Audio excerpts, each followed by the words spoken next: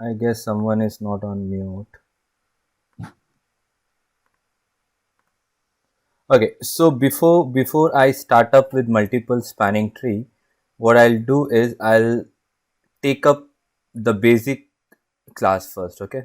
Where I'll cover VLAN, trunking, VTP, native VLAN, and then those VLAN will be utilized for our MST lab, okay? So I have already provided you the workbook for this. Few of the student could crack it out. Few of the students were stuck at least on some node, like on the native VLAN or on some part. Okay, so first I'll walk through those workbook, the basic things, and then we will go with MST if we are left out with any time. Okay.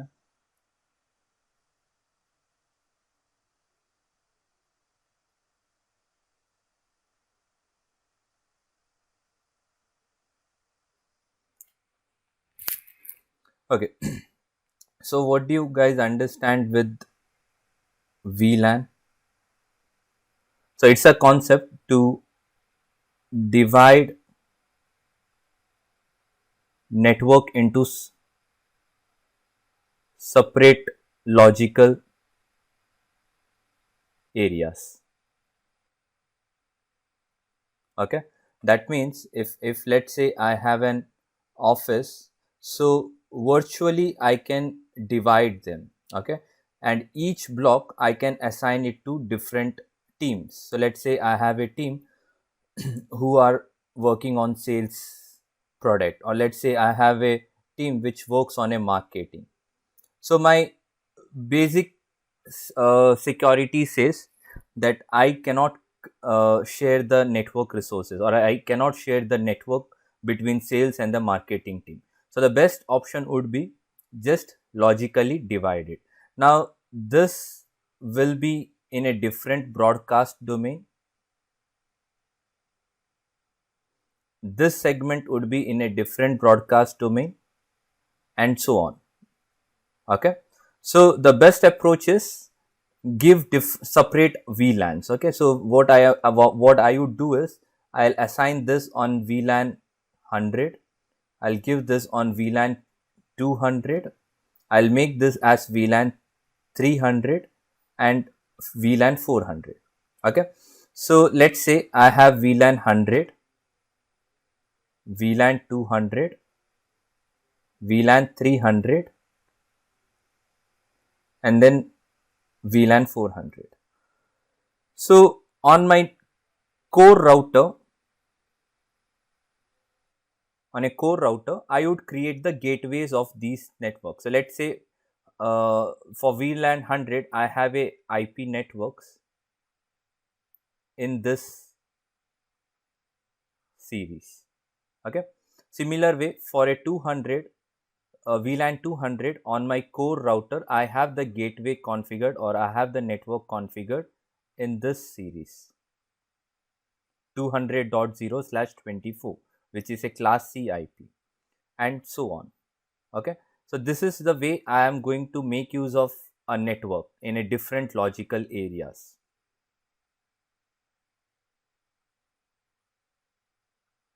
Okay, so basically this cannot be 255, it cannot be 300. Let's give it some other numbers like 250 or something.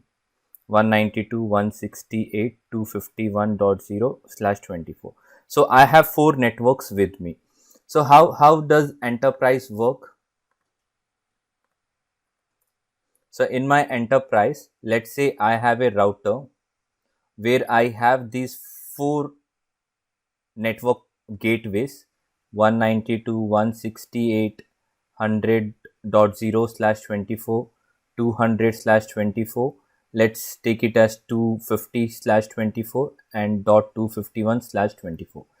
I lay a cable from this to my switch. Switch will be connected to multiple users. Okay, let's say I have a user on VLAN 100, I have a user on VLAN 200, 300, and then 400. So the VLAN 100 will get the IP address from this network. 192.168.100 dot let's say 100.10, and it's a part of slash 24. Similar way, VLAN 200 user will get a get an IP from that network. Okay, and so on. 192.168.250.10 slash 24, 192.168.251.10 slash 24. Now they are all in different networks. Agree? They are all in different networks. They all the four are in different network, and these individually we call them as they belong to a separate broadcast domain. What is the point to keep them in separate broadcast domain? Let's say this is a network which is given to the sales team, and let's say this is to the marketing team, or let's say this is to some IT team. Now I don't want any of the sales user connect to my servers. Okay, so that is the reason I would like to keep them separated. That is one reason. Security reason is one thing. Does it mean that we are only creating VLANs just for the security reason? No, it's also because of your scalability issue. Let's say this person who was sitting on the first floor till date, now let's say he got promoted and he just moved on to the 11th floor. Do you think I have to take his whole system, whole machine to the 11th floor and carry those thing and place in the 11th floor? No, I don't have to. Okay, what I just have to do is whatever VLAN that I had provided him, I just have to configure VLAN 100, and a new system would be given to him. He can make use of the share drive or share point. You know what is SharePoint in your enterprise? It's a folder which is given to individual employees. They can upload their files related to the office purpose, or any password related to or any documents. So basically whatever you had on your first floor machine, now it's with you on the 11th floor. So that is scalability. Okay, also it's portable, right? You were easily able to move on. You don't have to sit at one static point all the time. You can just move around, right? And also if you talk in terms of broadcast, this is reducing the broadcast uh, nature. Okay, what is broadcast, or what is broadcast storm in your switch? So let's say I have a uh, switch. I have multiple users which are all in same VLAN. Let's say they are part of VLAN 100. All of them are part of 100, and let's say I have close to 50 users. Okay, close to 50 users who are all part of VLAN 100. Now the issue with this kind of scenario is, let's say if one person is sending an file to this guy. Okay, so let's say PC1 and let's say PC10. So what happens is, by default your switch is going to broadcast to every other active switch port. Okay, so this will be taken forward, this will be taken forward, this will be taken forward, this will be taken forward, and similarly this will be taken forward. Now because of your source and destination header, all the other broadcast packet will get dropped, but this is going to accept it and it's going to reply back. Now this is called as broadcast storm. Okay, so what happens in broadcast storm is, your switch is endlessly flooding. Okay, we also call it as endless flooding. So when you have this kind of setup, let's say now second PC is making use of the same behavior, and so on. Now the switch will do endless flood, and then it will lead to lot of overhead on this switch.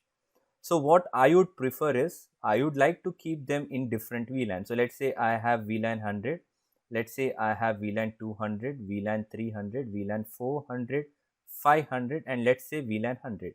Now, if this VLAN 100 wants to send some file to another person who is on VLAN 100, now his broadcast will not be hitting on different VLANs. Okay, it will go directly to the switch. Switch will see who else is on VLAN 100 and it will send only to that. Now you have reduced the unnecessary broadcasts. Okay, so basically this improves your switch, CPU and memory. That is one more reason for using VLAN. Security, scalability, portability and broadcast domain to reduce the unnecessary broadcast hits. Okay, well, now how many types of VLAN do we see? There are two types of VLAN. One is called access VLAN. Second one is called trunk VLAN. Okay, trunk consists of two more flavors. One is called ISL, inter switch link. Other one is called .1Q. So this is open standard. That means if I have a Cisco box with the Juniper box, I can make use of .1Q.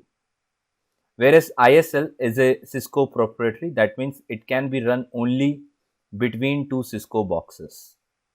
It is not a multi-vendor supported. ISL and .1Q. ISL is inter-switch link.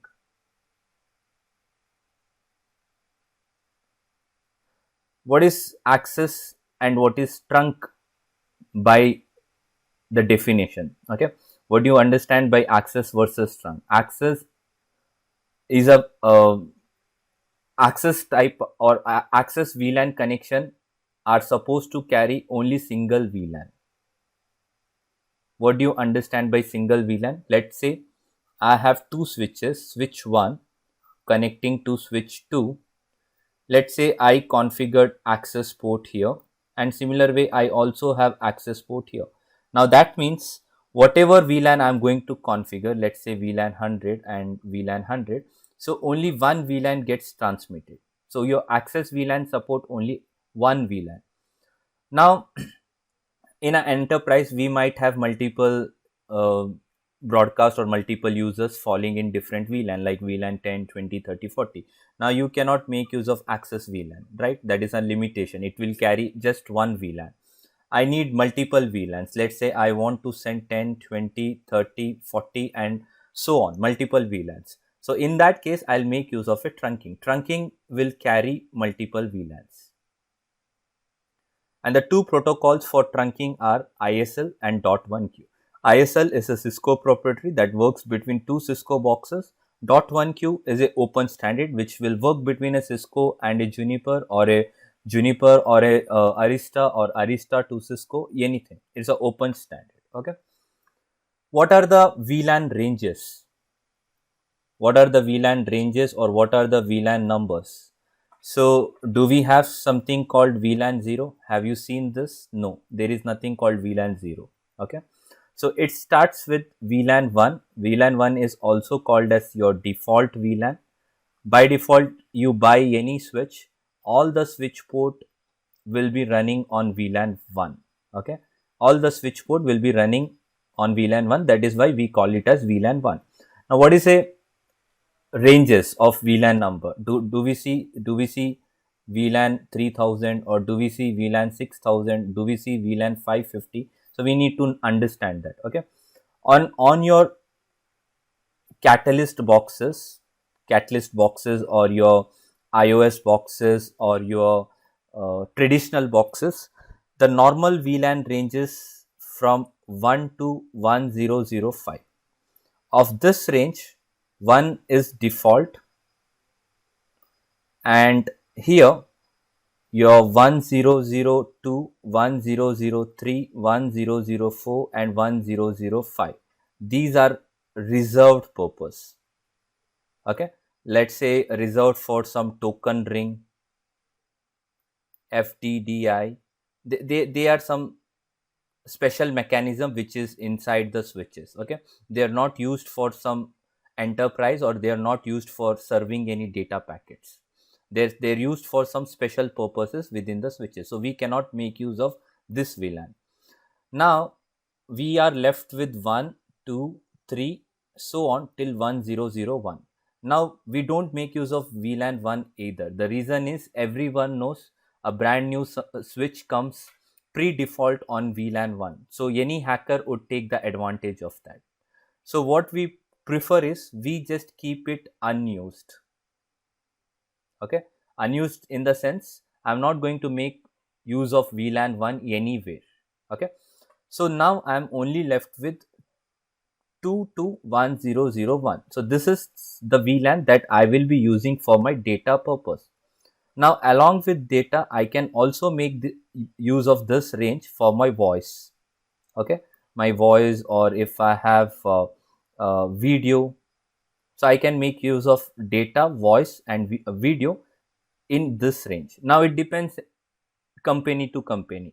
Some company will have 55 VLAN, VLAN number 55 dedicated for voice. So throughout their enterprise, they are going to keep the VLAN number 55 dedicated for voice. Now let's say they want to have something for video. Now they'll keep something in this range. Let's say 200 VLAN 200.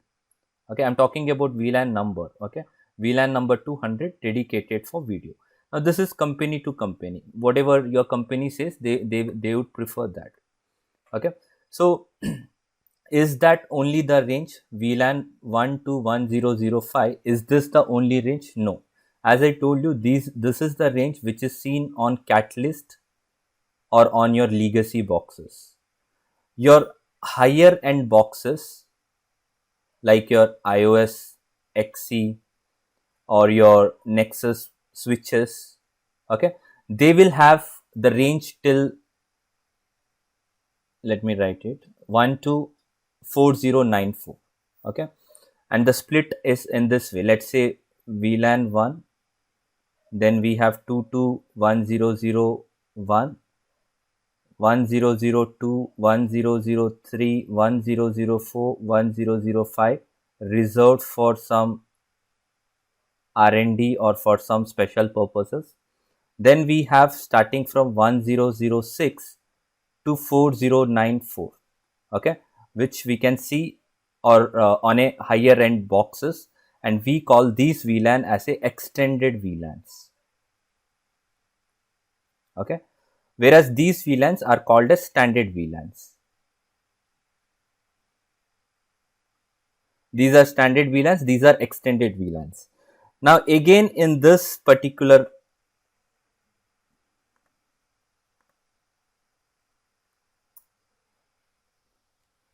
so am I audible? I guess there was some voice break few seconds back. So I guess my voice is normal now, right?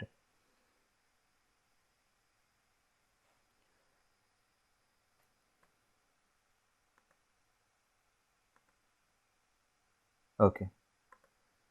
Okay. So as I was talking about this extended range, and this extended range from let's say from 1006 to 4094 is an extended range, right? So out of this 3968 till 4047, okay, and also your 4094, this is again reserved. Okay, this is called as internally allocated. These are internally allocated extended VLANs. So basically there are 80 VLANs in this range which are used for internal use. We cannot create this, nor modify this, nor delete this. Okay, they are blocked, they are reserved for internal use by the switches. So if someone asks you what is the extended range, you should know it's 1006 to 4094. Now out of this range, 80 VLANs are used for some internal reserved purpose. And what is that range? It's 3968 to 4047 and your 4094, the last VLAN. So totally 80 VLANs will be used for the internal purposes. So that's regards to the VLAN ranges. Now let me talk about types of VLAN. Types of VLAN in the sense, depending upon the messages or depending upon the communication that we divide this VLAN. So the first one we call it as data VLAN. So any application, okay, like your Internet Explorer, Mozilla, or any internet browsers, okay, Google Chrome. Now let's say WhatsApp, Skype, okay, exclude Skype as of now, okay, WhatsApp, or let's say you have any other applications which is running on internet. So they are all part of data VLANs. Apart from data VLANs, I also said there is something called default VLAN. And what is an example for default VLAN? It's VLAN 1. What else we have? We have something called native VLAN, very important concept. Now, what is native VLAN? Native VLANs are untagged traffic. I'll do a lab here, so it will be more clear. So what do you mean by untagged traffic? So let's say I have two switches. I have a PC1 and I have PC2. I'm running trunking with .1q protocol. That means I'm allowing 10, 20, 30, 40 and whatever. Okay. Now let's say this is running on VLAN 10 and I have VLAN 10 system. So when I send this Ethernet packet to this switch will broadcast to this. Since I have trunking enabled, the trunking is going to tag my traffic with VLAN ID 10. And now your packet is moving on this cable and it receives here. So once it receives here, since you have the trunking, it will decapsulate. So once it decapsulate, it is going to remove that ID. So once it removes that ID, it comes to know that this traffic was being meant for VLAN 10. Now it will see who is configured on VLAN 10. So let's say this is on 20, this is on 30 and this is on 10. So your switch is going to send or broadcast to the switch port having 10 tag ID. Now this will be sent to this. So this is how your file transfer or a ping from PC1 to PC2 works. And what happens over on your trunking is it's going to add the ID. It's called as VLAN ID. Okay. Now, what is native VLAN in this case? In the same scenario, let's say I have a hub. Okay, I have a hub connected, and on this hub, let's say I have some IP phones which works only on a access layer. Okay, now if I send any traffic which is flowing with ID, this hub is not going to process them. Okay, hub doesn't understand what is the trunking ID. Hub only understand a traffic which is untagged. So basically what hub is going to do is it's going to drop that traffic. It just allows that traffic to go from switch 1 to switch 2 directly, but it's not going to process it. It's not going to send it to this person. Now that is a catch here. So what I have to do is I have to introduce some native concept, okay, on both the sides. So whenever you configure native, remember it has to match on both the switch port. Now, let's say I am configuring native VLAN 100. Now that command should be enabled on both the end. Okay. Now what happens? Let's say some traffic comes for VLAN 100. Okay. This will broadcast to the switch port. Switch port will see that traffic is for 100 and this 100 is a part of native VLAN. And now that traffic will be untagged. Untagged in the sense there is no traffic ID. There is the traffic will not be assigned any ID. It's a untagged traffic. And now that traffic comes to hub. Hub will pass a copy to the second switch and also it will process it to this person. Now this person is reachable. So that is how the native VLAN is seen in production, or whenever we have these kind of hub or a computer which process only single VLAN, we make use of native concepts. Okay. So one more example would be, let's say I have a switch 1 and switch 2. Switch 2 is connected to a computer, desktop, and from this desktop I have a dial-up connection or a IP phone which works on single VLAN. Okay, so in this case also, when my requirement is something like this, I have to make sure that I am making use of the native VLAN concept. So this native VLAN is not that we see it every time. It's depending upon the network design. Whenever we need the traffic to be untagged, because you have the presence of hub or a device which runs on a single VLAN, in that case you have to send the untagged traffic. So and the catch over here is your entire enterprise will run on a single native VLAN. Okay, so you have to maintain this concept that native VLAN should be same across all the switches. It's not that you configure 10 here, somewhere you configure 20, somewhere you configure 30. That will lead to network uh, issues. Okay, network design issues. So what else do we see here? Apart from native VLAN, we also have something called management VLAN. Now, what is Sagar, just management? Yes. just want to add on to the native VLAN usage in the real world, right?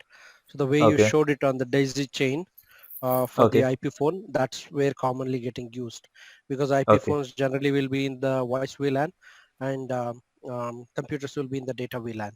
So and also Yes. sometimes you will have the other way around. So the from the patch panel you will connect to IP phone and then to computer. So that's in that case, and it's one of the common interview question. The simple question people will ask, or rather I ask, is how do you which VLAN you will assign this port on the switch, because computer is in data and then the IP phone is in voice. Okay. Okay. So is that question, or is you're just telling the Now audience I'm just about this? I'm just Okay. telling everyone about Okay. Yeah. some Yeah. information Yeah. sharing. That's it. Yeah. Okay, yeah, yeah, that's great. So yeah, so native VLAN is one such tricky question which is asked in every interview, and student who doesn't do the practical or who doesn't have the practical knowledge, they just remember it's an untagged traffic, but they doesn't know how or what is that untagged traffic refers to. Okay, so you should know that this is enabled along with a trunking. So all your trunking traffic will take the VLAN ID.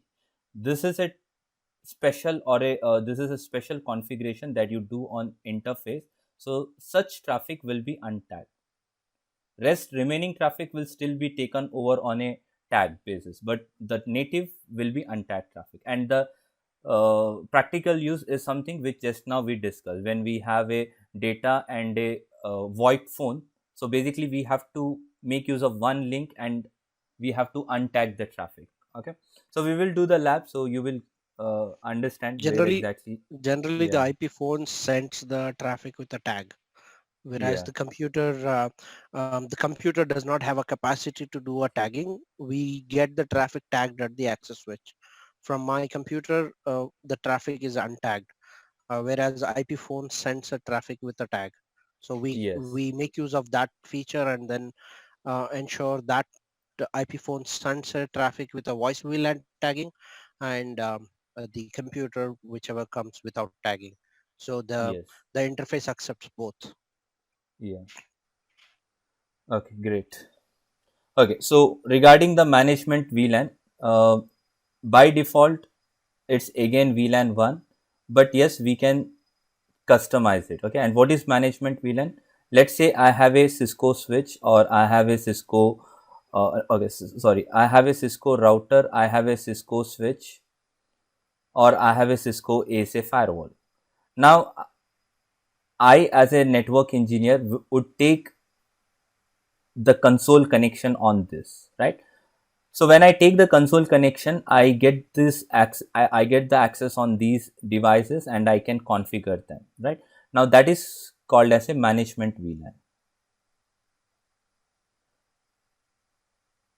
So let's say we have a dedicated VLAN 99. serving as a management purpose. Only traffic here is used for management purpose. It's not carrying any data traffic. It's not going to carry any traffic from your WhatsApp or your Google Chrome or anything. It's just a management traffic used to configure that particular devices. Okay, so in case you want to configure a device. And the last one here is voice VLAN, which is also called as voice over internet, like your Skype. Okay, Skype meeting, one simple example, Skype. You have plenty of them. You can also have your IP phones, which nowadays we rather depend on Skype or the other tools like WebEx or Teams. Okay, and yes, if your enterprise maintain a different VLAN for a video, then we can also see a VLAN dedicated for voice VLAN. Okay, fine. So this was a little brief on VLANs. VLAN are of two types. I said access and trunk. Trunk has two protocols, ISL and dot one q. Okay, we also discussed VLAN on a different types based on the purpose or based on the usage. Okay, so all your native VLANs, data VLANs, voice, management, VoIP. Okay, fine. So access is something which is going to carry single VLAN, and now this trunk is something which is going to carry multiple VLAN. So when the switch carries multiple VLAN, it has to tag that traffic. Otherwise, how is the second switch going to understand the traffic was for this VLAN, not for the other one? Okay, so let's say I have switch 1 and switch 2, and over here I have trunking enabled. So let's not go with the protocol. I'm just talking about the usage of trunk. So when I'm allowing multiple VLANs here, so let's say I'm sending a traffic on 20. So this goes to this 20. Now what happens over here is the traffic will get added up with the ID 20, and this is moving along with the data. Now that is how your switch, the receiving switch, comes to know the traffic is meant for VLAN 20. Okay, even though you have allowed 10, 30, even though you might have different users connected here who are sending or who are passing the uh, traffic on 30 or let's say 10, right? So every traffic comes and hits on this, and all the traffic gets ID added up to that traffic. Okay, so let's say these are multiple traffic, and each traffic is getting their ID added up. So once it receives here, the ID will be checked upon. It's called a decapsulation process. Okay, encapsulation and decapsulation. So during decapsulation, the ID is checked, and then they will pass it on to the right switch port. That is how it comes to know the traffic is for this so and so VLAN only. Okay, so let me show you how this ID looks like. So let me type VLAN trunking ID. Sagar, Yes. I have a question for you. So VLAN 1 is a native VLAN. By default, VLAN 1 is native, but yes, we don't keep or we don't make use of VLAN 1. So we change the behavior. Okay. Okay. By default, it is by default VLAN 1 is native. But yes, we don't make use of VLAN 1 for anything, either management, either voice, either native, either for neither of the purpose we make use of VLAN 1. VLAN 1 will be just lying down. Even if the free switch port which are not used up for any connection, even those are being configured to some dummy VLANs like VLAN 999, and we are keeping it on a suspended mode. If you see my workbook, I clearly mentioned we are not making use of VLAN 1. Instead, we will make use of VLAN 999, and we'll keep all the unused switch port assigned to that VLAN. That is best practice. Okay. Okay. Regarding the VLAN ID, so this is something which I was trying to show you. Okay. So this is a Ethernet packet which is seen on a layer 2, that is data link layer. So in the data link layer, the Ethernet frame will have these components. So it will have the destination address, source address, and along with that it will have a VLAN identifier. Okay. Now this is a tagging that is being placed. So basically your VLAN ID gets tagged here, and this frame will be transmitted from one switch to another switch. So the receiving switch comes to know, okay, so this traffic is for so and so VLAN, so let me pass it to so and so user. Okay, so that is how this works on a layer 2. Fine. So now let me talk about ISL and trunking. I mean dot one Q trunking. Okay, so what is the basic difference between ISL and dot one Q? In case if you guys know, you can unmute yourself and you can just let me know, because this is something which we've been studying from CCNA level, right? So you guys have already CCNA. So if you want to bring up some points, I am more than happy to write it over. Cisco proprietary ISL.1Q is IEEE standard. Okay, so this is a Cisco proprietary and this is a open standard or a IEEE standard. Okay, what about next difference or a next similarity or next difference, anything? In terms of VLAN supporting, do you think there is any difference in terms of VLAN support? Let's say I have two switches. I am making use of extended VLAN support. That is, I am having 4094 VLANs.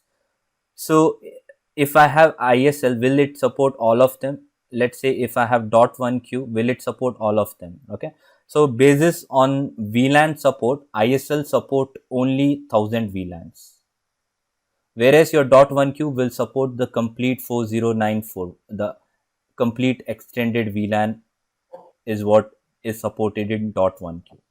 ISL doesn't support native VLAN concept. Okay.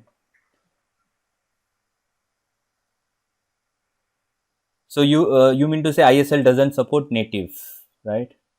Yes.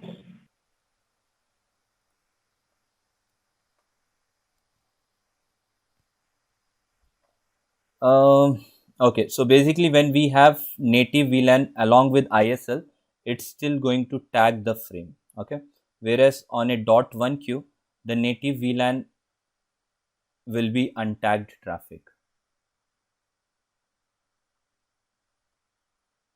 Okay, so what else can we talk about in terms of header?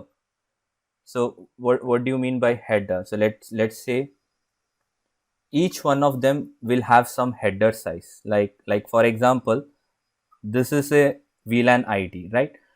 So when I have these ISL or when I have this dot one Q, they also have some size for them, right? So in terms of size,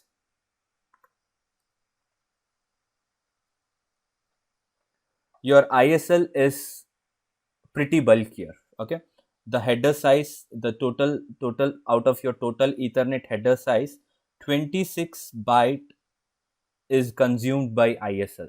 Okay, the complete 26. Whereas your dot one Q is on a lighter node. It only takes up 4 byte of space.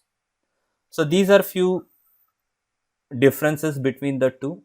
Rest they are going to support multi VLANs. Okay, one is Cisco proprietary, bit one Cisco, one is open standard. Fine. Rest is all on your screen. Okay, from technical point of view.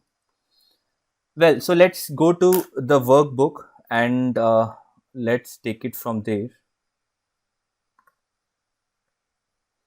And along with the workbook, I'll explain you what is VTP, and if something comes up, I'll explain you over there. Okay.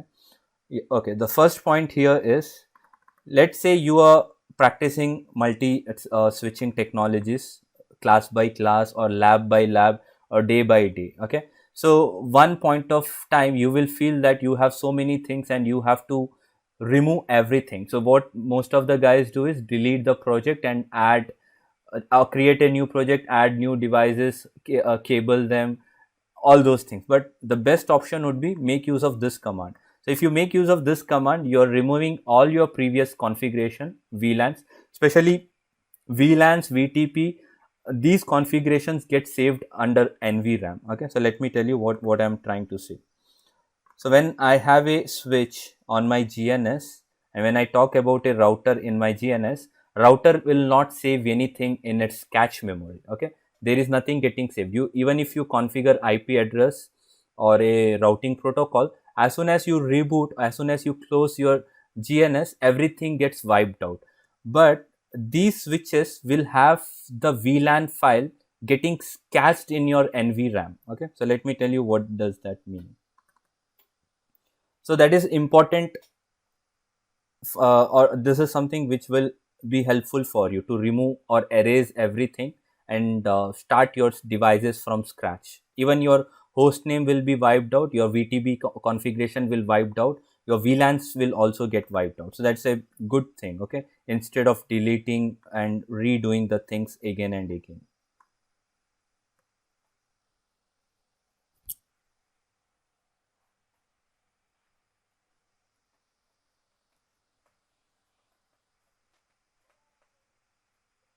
Hey, Sagar, I still think you need to delete the VLAN.dat file from your flash memory. No, when I have this all command, right, it will also delete VLAN. I see. Because, Okay. yeah, because the VLAN.dat file gets saved under NVRAM. So by adding this particular notation, backslash all, it will delete the VLAN file as well. Okay. Yeah. Okay. So what I am trying to, Typically we do yeah, write erase and then delete VLAN.dat. yes, we normally do delete VLAN dat. We save that. Okay. But thing is, VLAN will get wiped out, but your VTP will still be present. Okay. Yeah. So let me show you what I'm trying to say. So this is a brand new switch. I don't have any VLANs. Okay, and my VTP configuration is also blank. I don't have any VTP configuration. But as soon as I start creating some VLANs or some host names or some VTP, they are going to get saved in your NVRAM. And where do we see that is, we will see that under this directory. As of now, we don't have anything, but there will be a file getting generated with the name VLAN.dat. And now this is a file which will catch all the memory. All your VLANs will be present on this file. Okay, so the main thing is delete this file. So you delete this file, your VLANs will also be wiped out. But the issues is all your other things like your VTP configuration will still be present. So what I do is I make use of this command. It will erase everything and just reload it after doing that. So you will get the brand new switch once again. You don't have to delete any project. You don't have to cable them, all those things. Okay, so let's start with the lab number one. Lab number one says create VLAN management interface, telnet and SSH. Okay, I have mentioned the task here. Define host name accordingly as per the diagram. Create VLANs. To make it more simple, what you need to do is you just need to copy this. Okay, you don't have to type it. I'll just tell you the VLANs. I have VLAN 99 for management. Rest 3 VLANs are for the data VLANs. Okay, server user, guest user and office user. As I told you, we are not going to make VLAN 1. Okay, so what I am going to do is I'm going to make use of VLAN 99. It will be used as a parking lot, like a unused one, and I'm going to suspend the nature. So let's say I have a switch here. Are we labbing with you right now? Are we setting up doing the same thing as you are? You want us to do the lab now? No. You can do it later on. Okay, you can do it later on once. Once after the class. So let's say I have multiple switch port. Let's say I have some users connected to this, but rest of the 3 are not being used, and by default they are on VLAN 1. Now this is a problematic issue for us, because any attacker who wants to cause some issues, they will assume that the switches are still running on the default VLANs.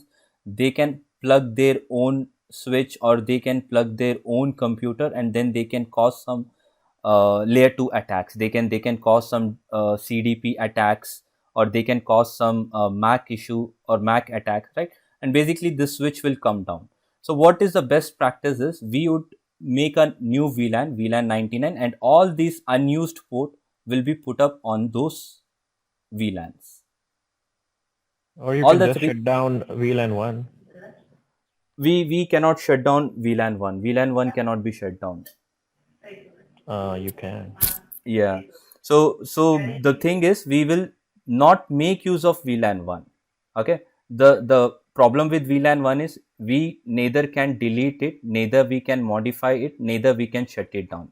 But thing is, we just can avoid it using. So we just make use of a different VLAN, and all the unused port will be put up into that. If in future I need this port for some user, I'll take down 999 and I'll configure one of the VLAN, like VLAN 110. That's how we will bring it out from the unused one.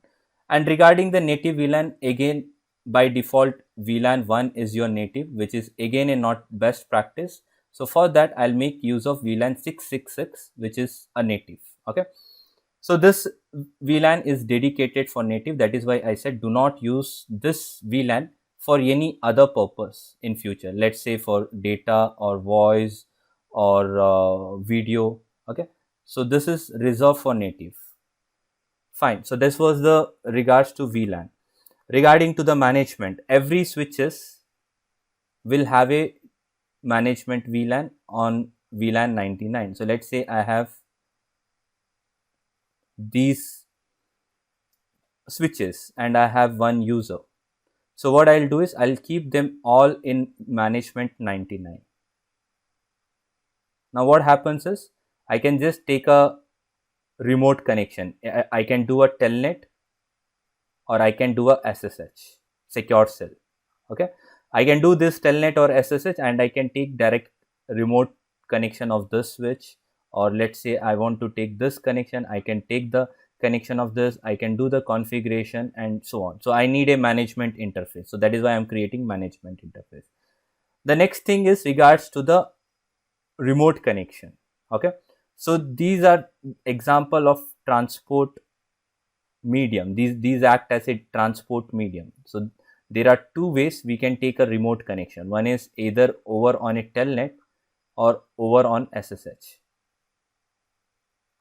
So your iOS has something inbuilt which is called as line VTY.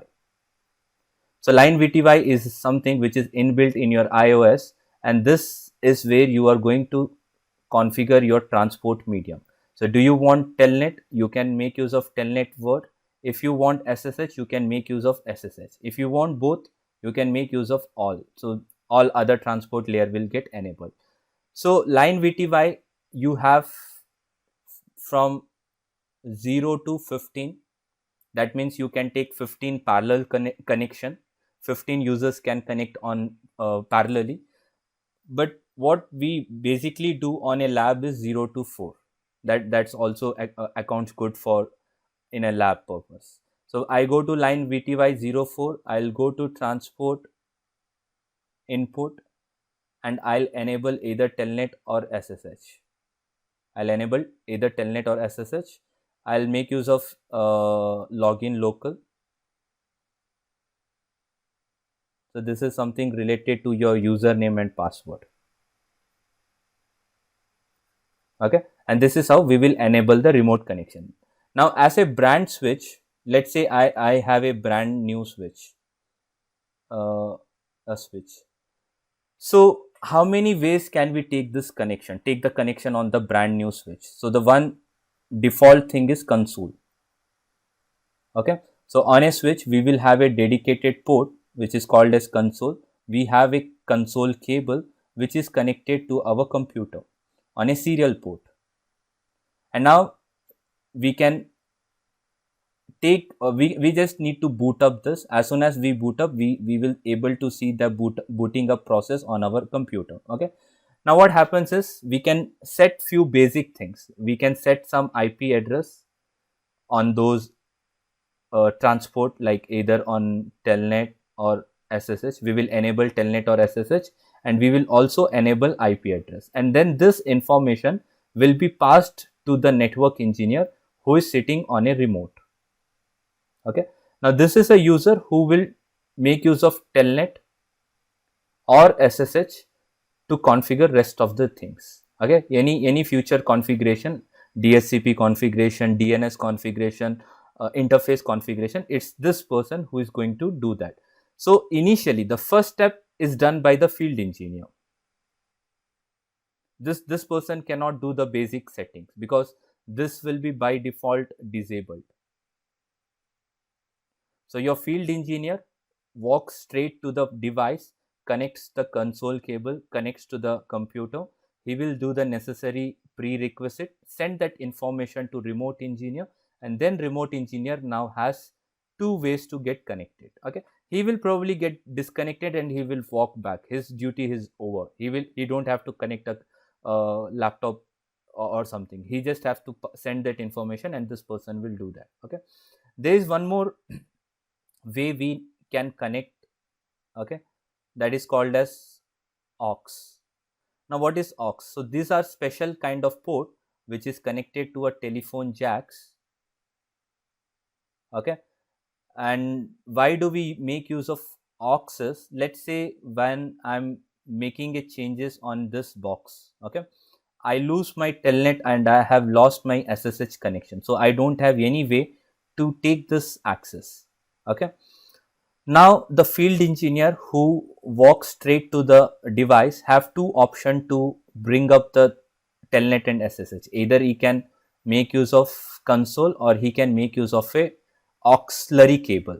Now let's say he has not got the serial cable. Now he can still have the aux cable. By default, most of data center, what they do is they keep two ways as a redundancy purpose. So let's say telnet and SSH was lost. For some reason, even the serial was lost. The serial connection is lost. Now they have the aux cable to enter into the device, take the connection, do the necessary changes, and bring up telnet and SSH. Okay. So let me show you how this telnet works, how this aux works. For aux, you need to have a phone jack. So if you remember on in earlier days, we used to have the phone, a normal phone running on RJ11 cables, where it used to also carry some broadband internet, right? So this is some connection which deals with your IP phones. Basically, we have to dial this. It's called as dialing that. Okay, dialing that and taking the connection of the switch. Console is straightforward. You will be getting a console cable. Just have to connect to your computer. So let me show you both of them. Switch to console port.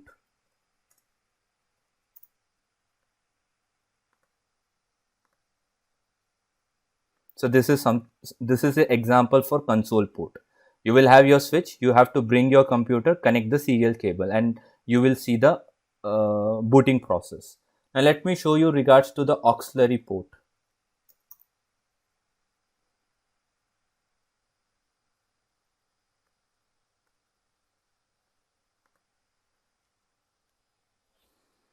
See, this is something for aux cable. It will be connected to a modem kind of thing, the modem or your telephone kind of connection, and we need to dial this modem. Okay, so this process is little different than your console process. Some data center will have only console. Some will keep both of them as a redundancy purpose. If one doesn't work, at least you have the other way around to get into the switch. Okay. So I was talking about those concept from telnet and SSH point of view. Okay. So I hope you know what is. Yeah. Just to share some more information on the aux port, what you mentioned. Okay. So generally we call it as a OOBM, out of band management. So we terminate that on an CE device, which is edge device, just in case we lose the MPLS connectivity. So we dial that number and then it gets connected, but it's an expensive affair because you are using a voice line. So, but it's kept, Yes. as you rightly said, that it's kept as an redundancy purpose, especially when we are making some changes, like we are bringing a BGP neighborship or something like that, when I don't have a hands-on resources available at the remote data center or anywhere. So that is done. So generally Yes. one one OOBM we call as out of band management, it is Yeah. given at the CE routers. Yeah. So basically, for a console, you need to have the field engine availability. He has to walk to that Cisco devices. Whereas this dial-up, you can do it from your desk itself. You can take the dial-up connection and you can take the console. And yes, as you know now, it's little expensive. So some data center don't have that second approach, but some will have it as a redundancy. It depends on which device you're going to deploy this auxiliary option. Okay, so So the especially like, dedicated management port, is it the same as the aux port or is it something different? so for aux we have a separate dedicated ports on devices. So let's say let's take this example. For aux Yeah, we but have a on the separate, new switches, you have yeah. management ports as well. Yeah, I mean that is optional. What we used to do is like either we use a loopback or assign an IP address to an interface. Like for example, I'm assigning an IP to an interface. I'm losing one interface out of 24. I'm losing one. So that's why they are giving it today a dedicated management interface. So I mean it's up to the architect how he designs it. Generally, what the management IP is kept on a loop back so that you have the reachability all the time. Yeah, or one more thing that we can do is we can make a management on a VLAN software Yeah. basis. Okay, so this is Yes. also possible. And yes, Yeah. on some latest devices we see a dedicated port for management. So this will be cabled up to the patch panel, and then this is meant for your telnet and SSH, so that you don't lose out any other switch port, other user switch port. So you will be given a dedicated management port, but that depends switch to switch. Every switch will not have that. Okay. Okay, fine. So I will start my lab. I will go with the configuration. Let me With regard to start the console this. cable, Sorry. yeah, and I just wanted in our advanced setup we get console servers, so which are put and connected, so that we have console connected to it. We log into one console server which has physical cable running all the time to all the devices. You mean TD server, terminal server? Not really terminal server. Terminal server is just a jump server, but this is a physical Okay, console console server. server. Yeah. So Yeah, how it works is, yeah, but there is a limitation for console server. Okay. Okay. yeah. So let me first tell you what is console server, and then let me tell you what is jump server. So these are two different things. Okay. Give me a second.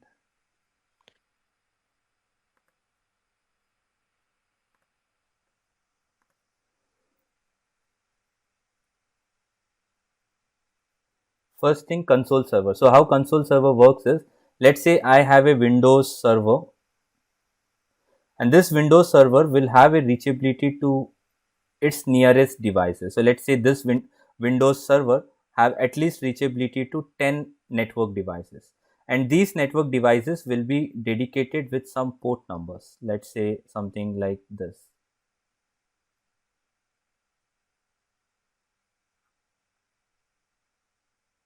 Okay. Now let's say as a remote connection, someone who is trying to log in from India on a device which is kept in US, and he has lost his telnet versus SSH. Okay. So now what we do is, so telnet and SSH on these devices, which goes via your terminal server or something. Okay. Now what I do is I take the connection of this Windows machine from this Windows console server.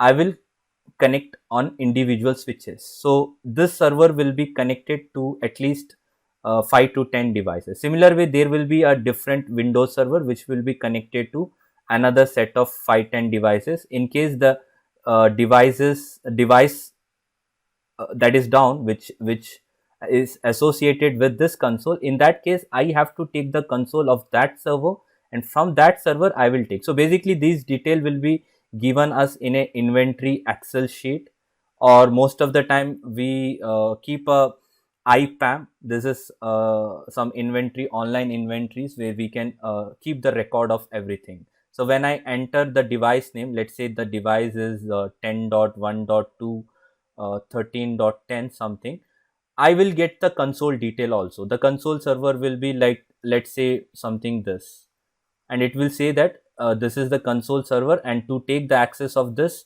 we need to have this port number, and then we will connect that and we are within that. Okay, so this is a concept of console server. Now regarding the jump server, or also called as your AD server, administrative server. So this is one server which is used in terms of your management or access purpose. Okay, so this server as a single server will have connection to every other devices. If you have 10,000 devices, make sure this server will have the access to that, and it's from here where it gets connected to your AAA server. So you just go to this device and you just log in to the individual switches or routers or whatever. Okay, so this is your first point of your server. So basically you log into this server, and from this server you have reachability to all your devices and you can take the connection. It's again connection over on telnet or SSH. Okay, but let's say something went down. Now the telnet is not happening on 1 or 2. Now that is the situation when you will go with this approach of going to console server, and from console server you're taking the device access, and then you will see what is happening. Let's say telnet and SSH was sourced on some physical interface, and that physical interface was down. Now you have to manually bring up, because you have the console access, and then you will fix this and your telnet and SSH will be back. And now again you will try from this terminal server, and then you will take the telnet and SSH. Okay, so am I right, or do you want to add something here? Did I miss Yes, something? no, it is right. What you said Okay. is right. The jump server is basically used as a security measure. In the meaning, the IP reachability for the devices is is not given from a user computer, so that nobody can access it. Only particular people will get access to that jump server who needs it. So that the reachability itself is not there. And also on Yeah. the console server, right? So the difference between a console server and a jump server is jump server is layer 3 reachability.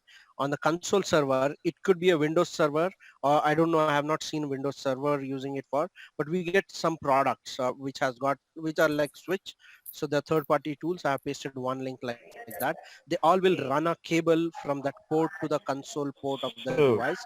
And typically we use a router with async ports for the yeah, console that server. used to be, yeah, right. That used to be the case, and that was expensive, and it has got limitation. So if I have to put console on each rack, that was a bit expensive, and it was only have to go with proprietary eight cable and things like that. So Okay. now there are third party which works via HTTPS. Right, I can uh, access that device via web URL, and then from there I can initiate console. I can see which is connected to that. So Okay. that's like I mean, there So are various ways of deploying it. yeah, so simplest option that would be keep one Yeah. Windows server, and the Windows Yes. server will have a connection to all this device. It's as good as like you have your Cisco device and you have your computer with the Windows machine and the Yes. console cable. Okay, which can be just replicated in this production scenario. One Windows server with 10 devices, and you have the reachability to each one of them. And yes, Yeah. this is something where you have the server access. Server will be connected to AAA. The AAA is where you will set your policies, your credentials, everything. Okay, So this Even the connection, devices will also be configured on for AAA. yeah. On an So that enterprise is how level, the all the jump server. devices, yeah. Yeah, fine. Okay. Okay, guys, thank you for that. Okay, so let's go with the workbook. So first thing first, define host name. So as per the diagram, define the host name, and as per the configuration mentioned, define the VLANs. Okay, so I'll just take up these VLANs. I'll make use of a notepad.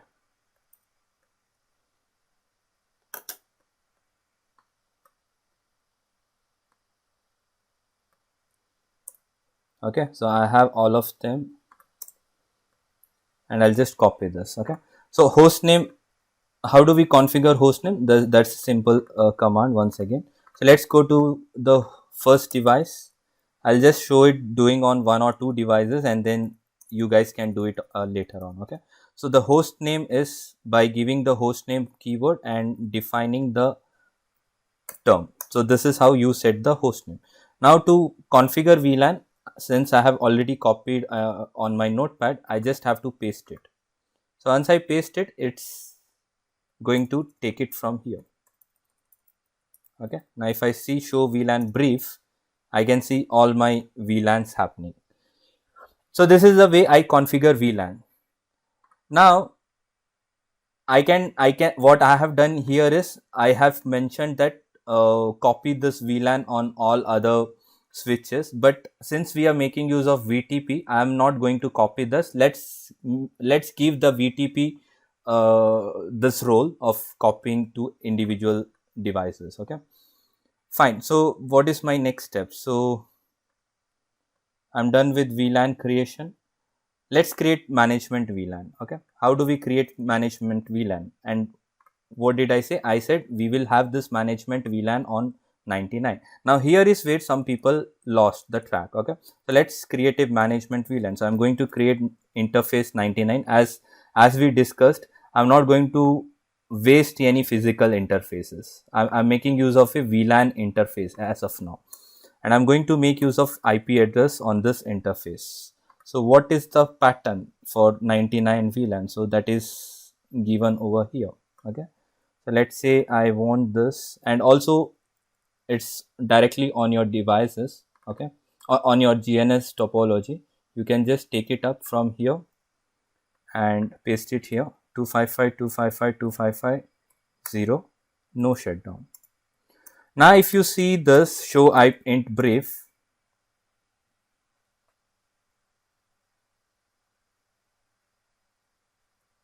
it's showing us down. Okay, the reason is the VLAN ID 99 is not been mapped to any port. Okay, you just created VLAN and you have not mapped that 99. So how is your interface 99 going to receive any broadcast? All right, so let's say I created interface 99 within this switch, but I have not assigned 99 anywhere. So until I assign this 99, this is going to be down. As soon as I assign 99 on one of the interface, this and this interface are going to get synchronized, and that is how it will come automatically up. Okay, so what I'll do is assigning of VLAN is a part of is a topic which will be discussed under trunking. Okay, so when I do trunking configuration, that one among them is VLAN 99. So we can see the interface will come up. Okay, if you want to see as of now, I can do that. Okay, what I'll do is I'll go to conf t. I'll just take one of the interface just to demonstrate this on a real-time lab. So let's say this is an interface, and I go and I say switch port access VLAN. Okay, sorry, switch port mode access, switch port access VLAN 99.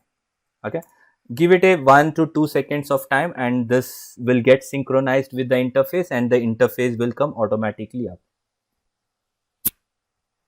And if you want to see the VLAN integration, it's been assigned to this port number. Earlier it wasn't assigned anywhere.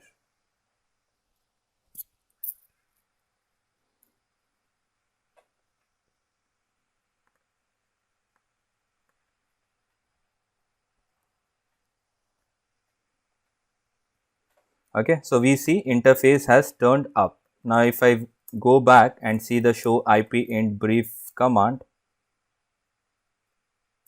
I can see this has been up. Okay, because the VLAN, this VLAN is now associated with this physical interface. That is why it's shown up. Okay, fine. We configured VLAN, we configured host name. Next thing is to configure these transport layer. Okay, so we have two transport layer, one is telnet and one is SSH. I'll tell you what is the difference between each one of them. So how do we configure them? So I'll go to line VTY 015, but as I told, 0 to 4 is also good. If you want 0 to 15, you can go with line VTY 0 to 15. By default this will be disabled. Let me also show you that before I do anything. So by default this is disabled. Okay, login says check the local username, but I have not configured any username locally, neither there is any transport layer that is being enabled. Okay, so by default everything is down. So let's go to line VTY 0 to 15. I say transport input telnet. Let's first enable telnet. Okay, then let's say login and local. This particular statement says check the username and password locally set up on this device. Okay, I don't have any AAA or any external server for the credential check. So whatever I define username and password within this box is getting checked upon every time. So this is local login for local username, local for the local password that we set. And how do we set that? Just make use of username. Let's say admin is my username. Let's give the highest privilege of 15 and let's make use of password Cisco. Okay, now I have show IP int brief. I have this. Now let's test this connection. Let's see if my telnet works. So one basic thing or the simplest option would be doing the self telnet. Okay, I'll make use of telnet command here. I'll copy this. Now this is open. Okay, the port is open. If I would not have set up this thing, it would have said that there is no telnet option, it is still closed. Now it's open. Let's check it out, admin and Cisco, and we are good. Okay, so this is way I just enabled telnet. Now similar way, so I did telnet. Okay, and I have tested the telnet connection. We are good. Second thing is to try out the SSH. Okay, but before that let me tell you what is going to happen when you have telnet as your transport layer. Okay, so for that I would need one more device. That would be much more better. I'll configure line VTY here.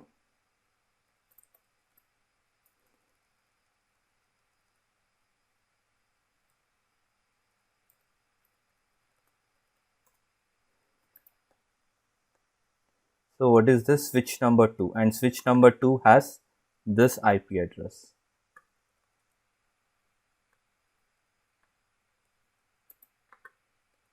Two five five 255.255.255.0, no shut.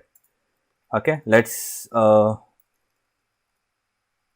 this VLAN 99 assigned on, let's say, 0/0. Switch port mode access, switch port access VLAN 99. Okay, let's try to see if we have a ping reachability to the second device. Okay, so over here I will change this VLAN. Okay, so which is running on VLAN 1 by default. I'll make it as VLAN 99. So let's ping the first device, that is this device.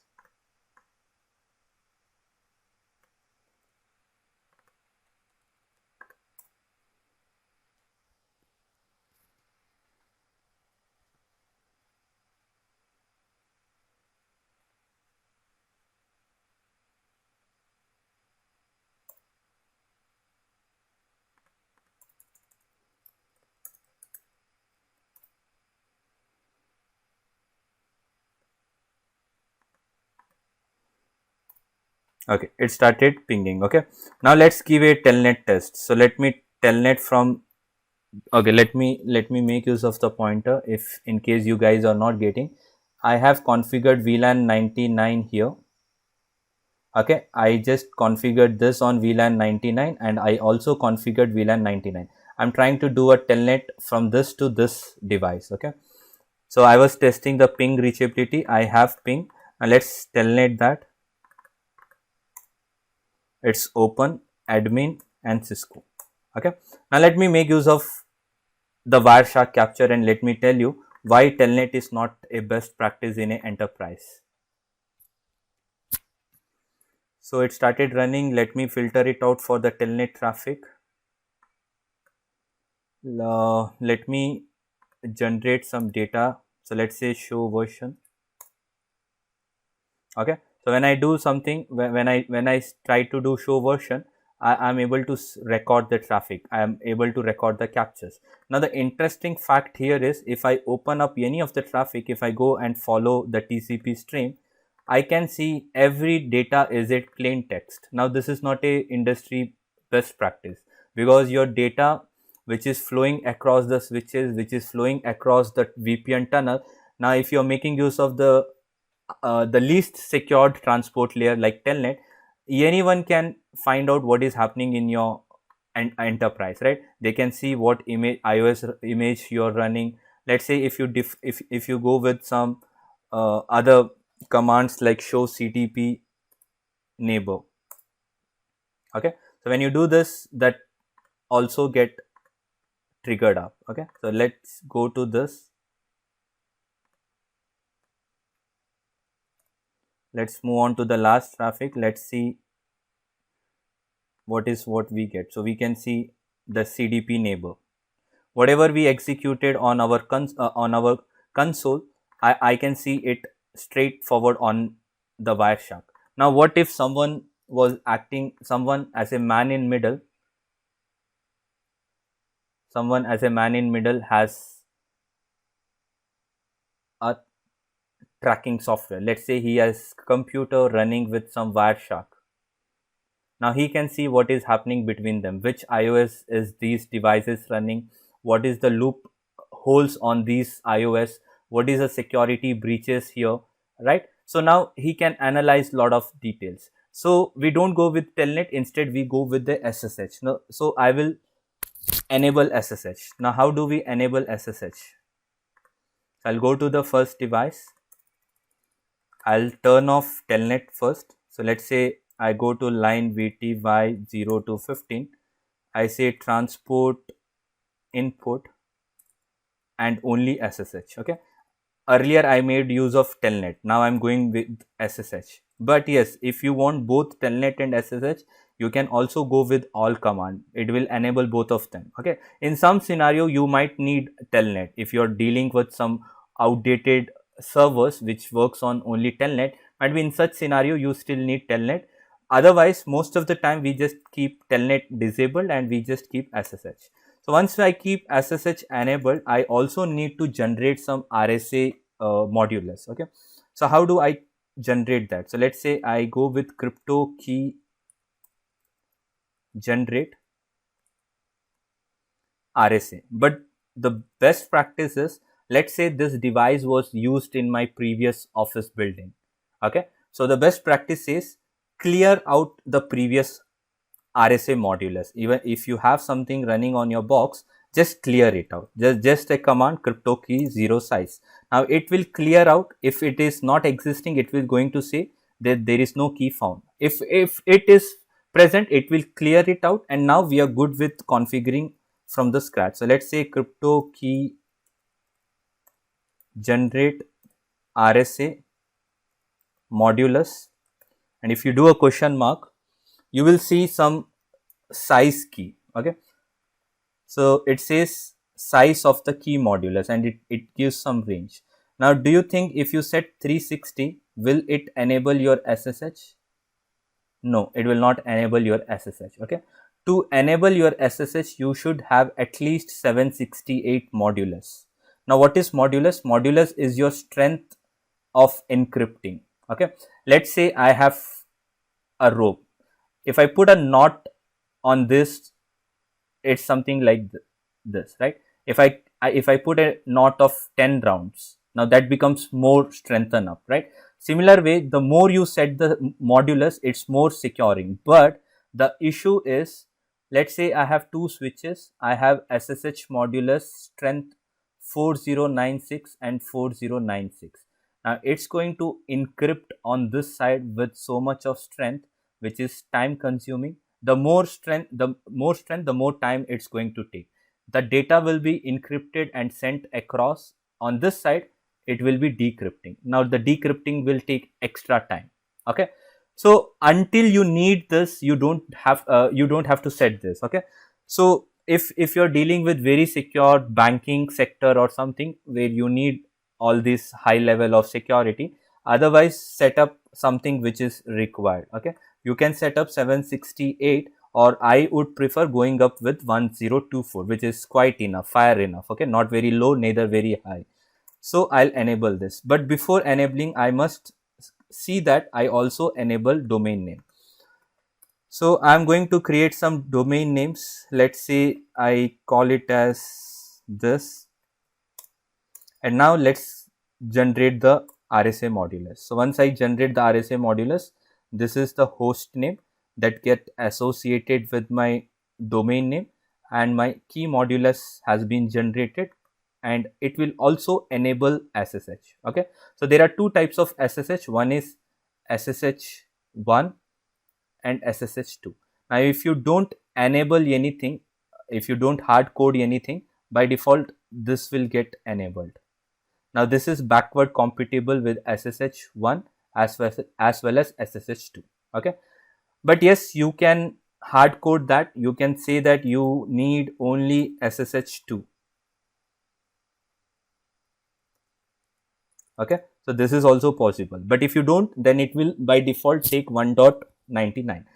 Now I believe my SSH is good. We can give a test. Let's come out of this, which was running on telnet.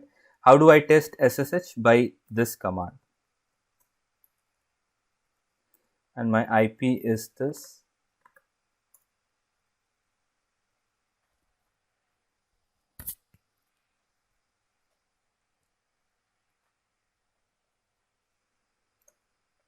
Okay, so it's fine. Let me give a password of Cisco, and I have a SSH connection. Now let's test the data transfer. So let's do show version. Okay, let's go back to the Wireshark capture.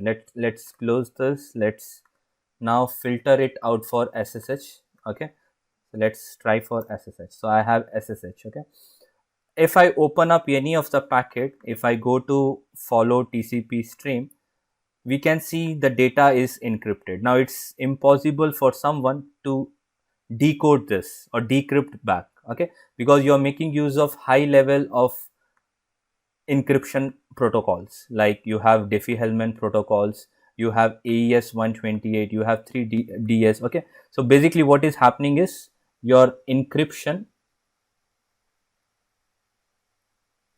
and your authentication is been happening. Okay, now where is this happening? So if you have two devices,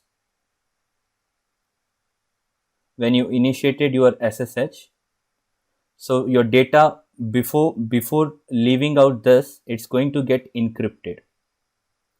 So throughout this medium, if anyone is analyzing with the help of Wireshark, they will not be successful because they are going to see this kind of encrypted format.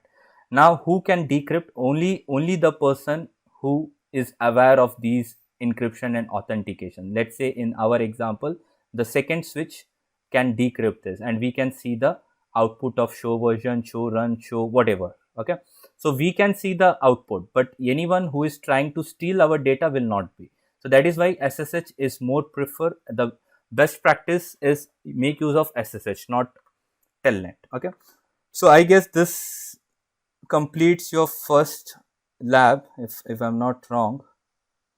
Let's say define the host name, create VLAN, create management, and yes, so that completes your first lab. Now let's move on to the second one. So in the second one, what I'm making use is VTP, or we also call it as VLAN trunking protocol. Now, why do we use trunking, or why do we use VLAN trunking protocol? Let's say I have two boxes. Sagar, Yes. yeah, I have a doubt for the Okay. VLAN. Okay. So I have a VLAN in voice VLAN. Okay. So I want to give the access for PC or computer. Okay. So how to do that? Sorry, so I didn't get you. Sorry. So I have a VLAN in voice. Okay. So in the voice VLAN is connected only for IP phone. I want to give the access for data for PC. Okay. So how What to is he configure asking? that? How to create a voice VLAN? So are you asking how do we Hello? configure? Are you asking how do we configure voice VLAN, or are you talking about that native VLAN concept that we discussed at start of the class? No, what I'm saying, okay, I have a voice VLAN Okay. and then I want to give the access for the data VLAN also. Where is the voice VLAN? And why do you want to give access? What is it connected? Which Because switch the to PC phone? is connected to the computers are connected to voice VLAN Yeah, And is it connect? for both. I got your point. You're talking about native Okay. VLAN. Okay, so that is a case Okay. when you have a Cisco switch and you Okay. have your IP phones, and then IP phone is connected to a computer or something. So this IP phone Okay. will be connected on a, let's say it is connected on some trunk or something, and then Uh-huh. the traffic must come to this computer on a untagged traffic.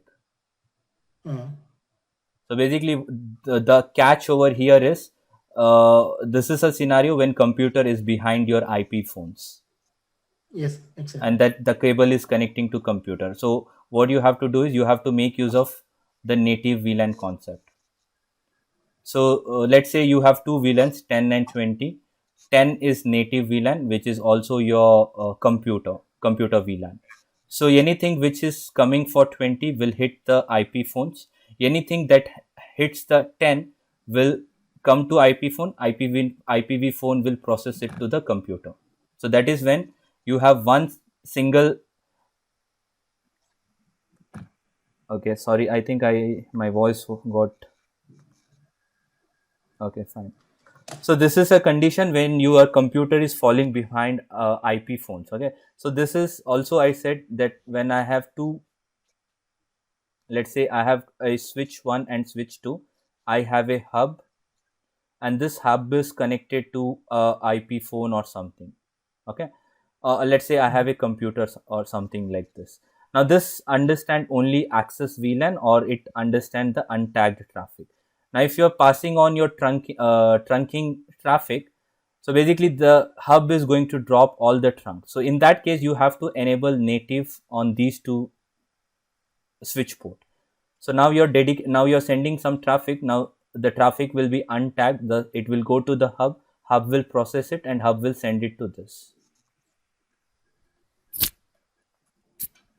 So I'll do this during the second lab setup, and I'll show you how native VLAN looks like, or what is the behavior of a native VLAN. Okay. The question that he just asked sounds like he wants to do multi-authentication. So are you talking about some authentication, or this answers your question? Uh, can you just tell if it answers your question, or your question was different? Hello. It sounds like he wants to authenticate multiple VLAN across one port. Hello? Oh, I thought he was trying to like hang the PC off of Yeah. a phone. Yeah, right. I mean, see, you won't be able to make one switch on an access port to multiple VLAN. It can be only Yes, one part of one access VLAN. So that is where this native VLAN concept comes into picture. So now here, as Sagar rightly highlighted, you have your computer access switch, connected to IP phone. IP phone is connected to computer. So the IP Yes. phone traffic is tagged. It comes with a tagging, and computer comes without tagging. So now when we define that port on the access switch as a native VLAN, we'll say that native VLAN, say, let's say is a 10, VLAN 10 is my data, VLAN 20 is my voice. So I'll say native VLAN 10 because I'm already coming the voice with 20. So I'll say anything which is coming as untagged, which does not have a VLAN information, you mark it as data. Okay. So yeah. So again, this is something to the one who asked the question. So does that answer your question, or your question was uh, different, or you meant No, my yeah. question is uh, in one host. Okay, PC or voice. Okay, how Okay. to carry the VLANs? I How to think carry two Two I VLANs? think VLANs. I Yes, think he means if you I have to have give the access for the PC and give the access for the voice. I think he means if you have a PC on access port, say access port 20, you could do switch port mode access VLAN 20, then you do switch port voice VLAN and whatever the voice VLAN is. Yeah. So So that that's is just going also through the traffic. possible. Right. Yeah. So Yeah, basically, that's if multi-authentication right there. yeah, so basically, if you have a data VLAN, you can also pass your voice VLAN. So Okay, let's say you have a voice VLAN of 10. So you have a one VLAN for data and one for voice. both ways. Yes, when you're trying to daisy chain a PC off of what phone. So yeah.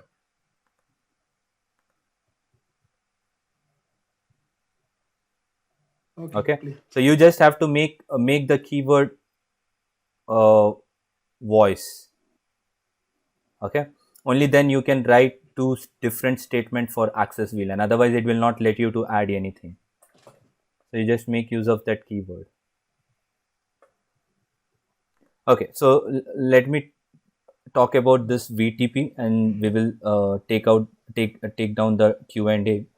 Okay. So let's see what is this VTP first, or VLAN trunking protocol. So the prerequisite for VTP is trunking. So VTP runs over on trunking. It doesn't run over on access layer. Okay, it's a VLAN trunking protocol. And what is the benefit of this? So let's say I have multiple computers and I am writing up multiple VLANs like 10, 20, 30, 40, 50, and so on.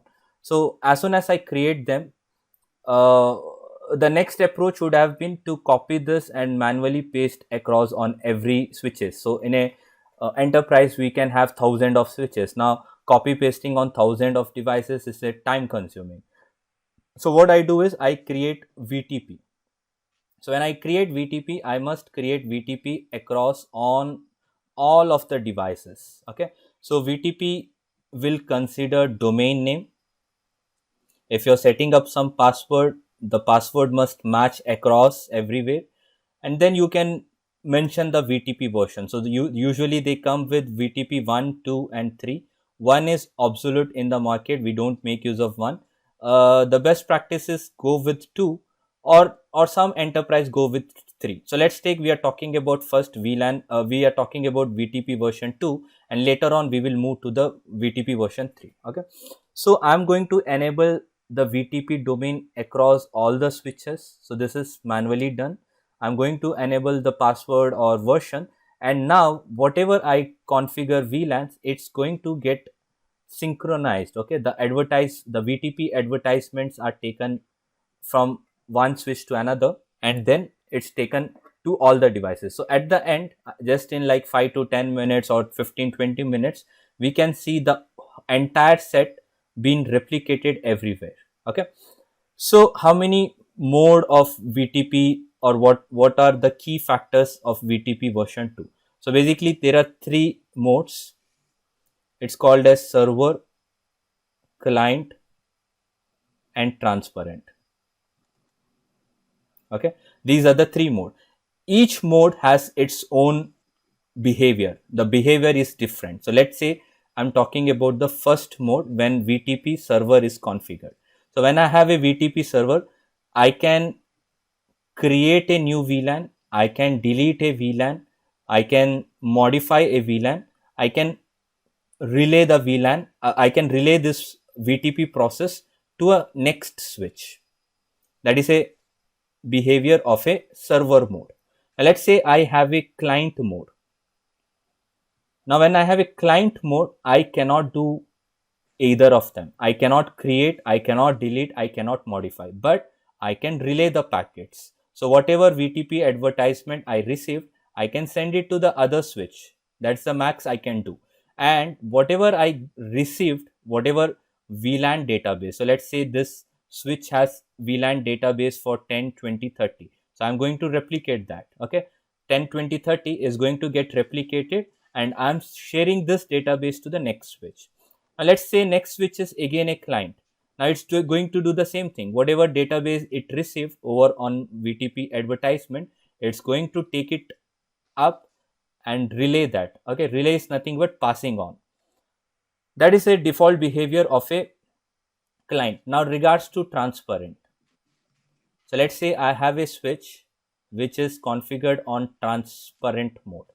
So over here I can create, I can delete, I can modify, but the only thing is it's going to remain within this device locally. Okay, I mean locally in the sense whatever you do. So let's say you just configured set of VLAN like VLAN 100, VLAN 101, 102. Now that is going to be within this. It's not going to relay to someone else. Okay, it's not going to relay this information to either of anyone. Okay, so whatever you create, whatever you delete, whatever you modify, it's just within this switches. So in an enterprise, we make use of VTP server on a core level.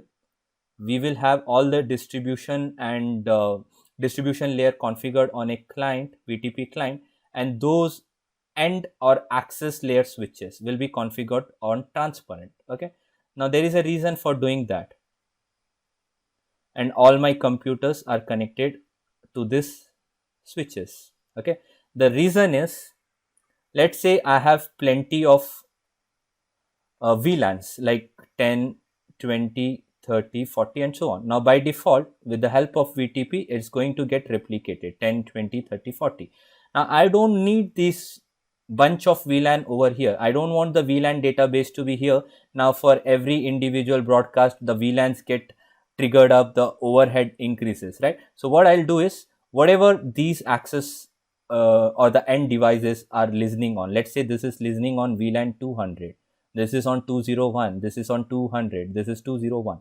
So when I need only 200 and 201, why do you think I need a bunch of VLANs unnecessarily on my access, right? I can just create them, right? I can go and I can directly create 200 and 201 instead of bringing this whole bunch of database on my access, because access switches are the lower end devices, whereas your server or your core and distribution are higher end devices.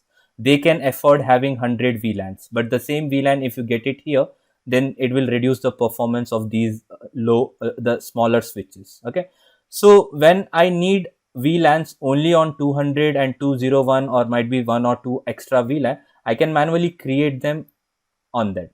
So those information are not going to get advertised back to client sending to some other, nothing will happen. So whatever you configure, it's going to remain here. You have to parallelly configure the VLANs here. So this way you will parallelly configure on transparent and your end devices are having reachability. Now this extra VLANs comes into handy when you have multiple distribution layer. You have some servers, let's say your uplinks are coming over here, and then you have some server here which is running on VLAN 100. So there is when you need this all distribution layer on a complete database, because at the end if they want internet connectivity they have to go back on your distribution and core. So in those times, so that time the connection will come across from every corner, might be from 2001 then you will have other VLANs from other corners. So they will hit distribution and code. So those two layer, you need all the switches know all the VLAN information.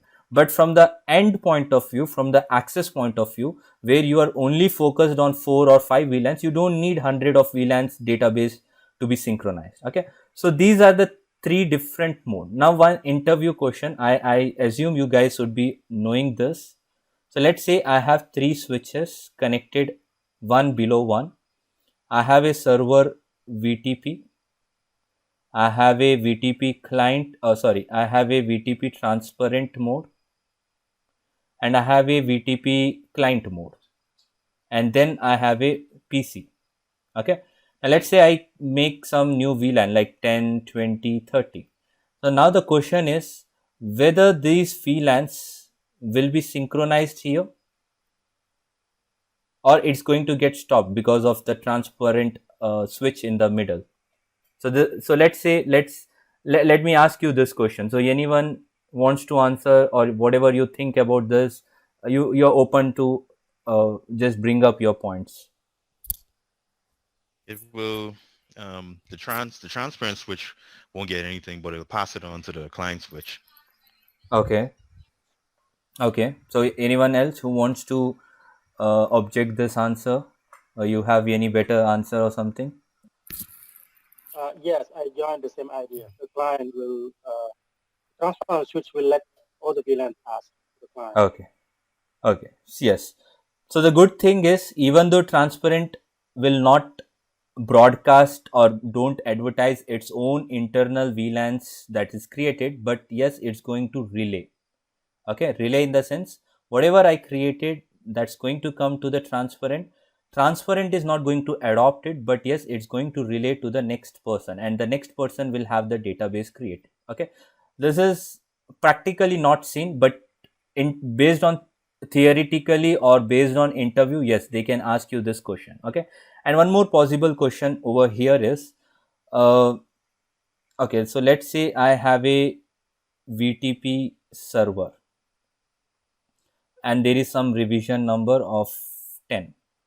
Let's say I have one more switch which is running on client and some revision number, let's say 10.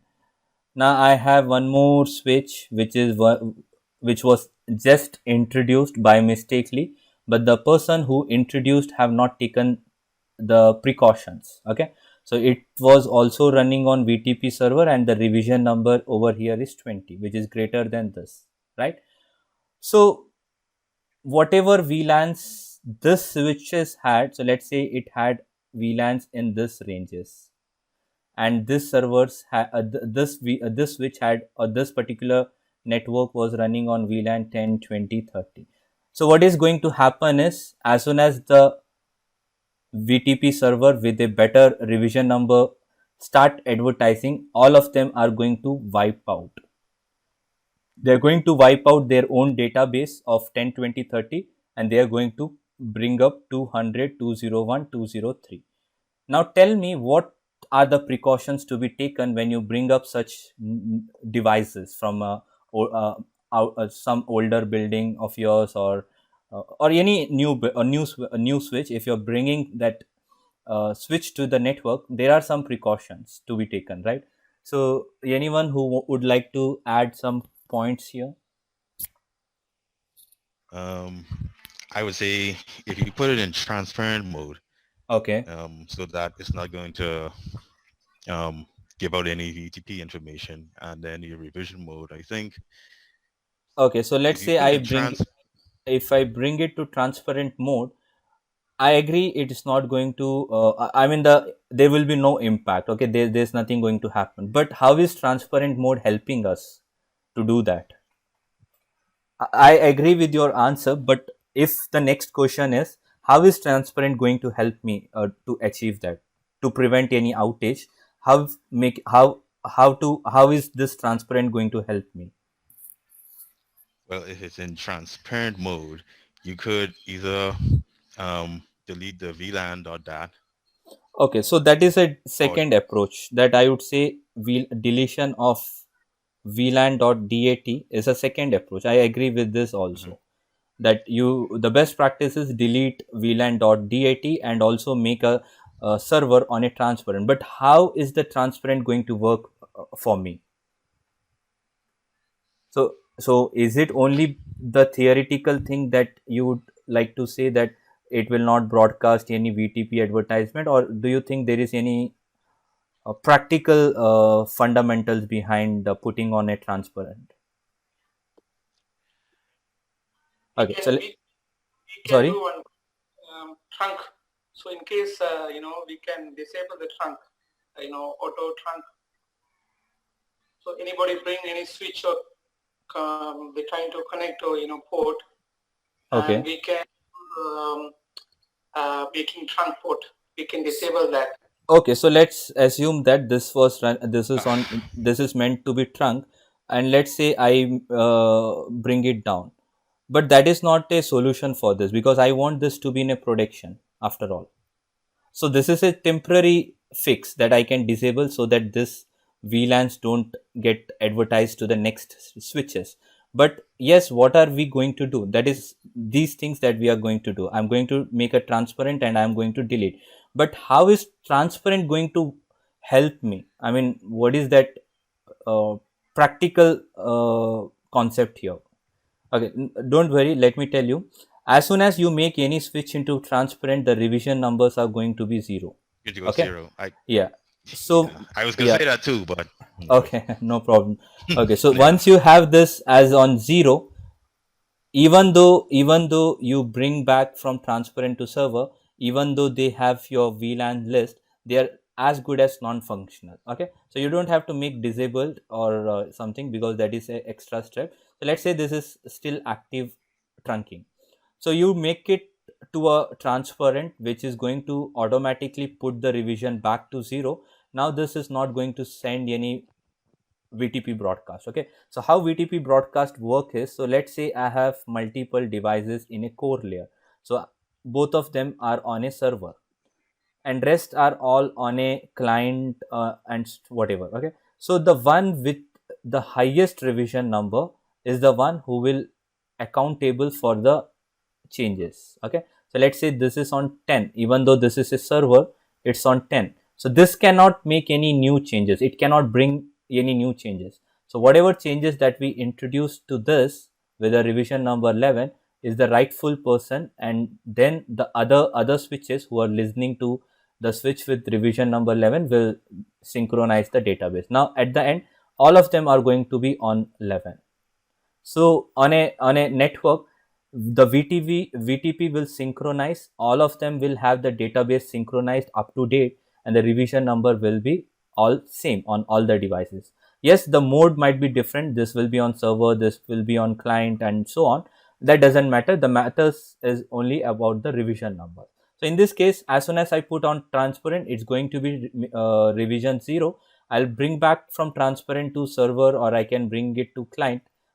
It's going to be 0. Now what happens is, if I create any new VLANs, that's going to get replicated on this newly devices. So this is a main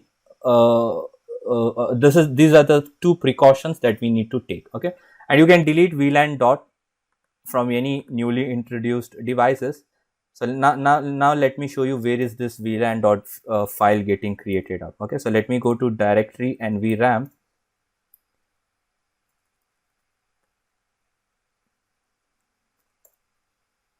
So this is the file. So this is a file, this is a database file which will have all my VLAN informations. So all these VLANs will be put up on this. Okay, so that was regards to VTP2, the modes of VTP2. Now let's configure this. Okay, and for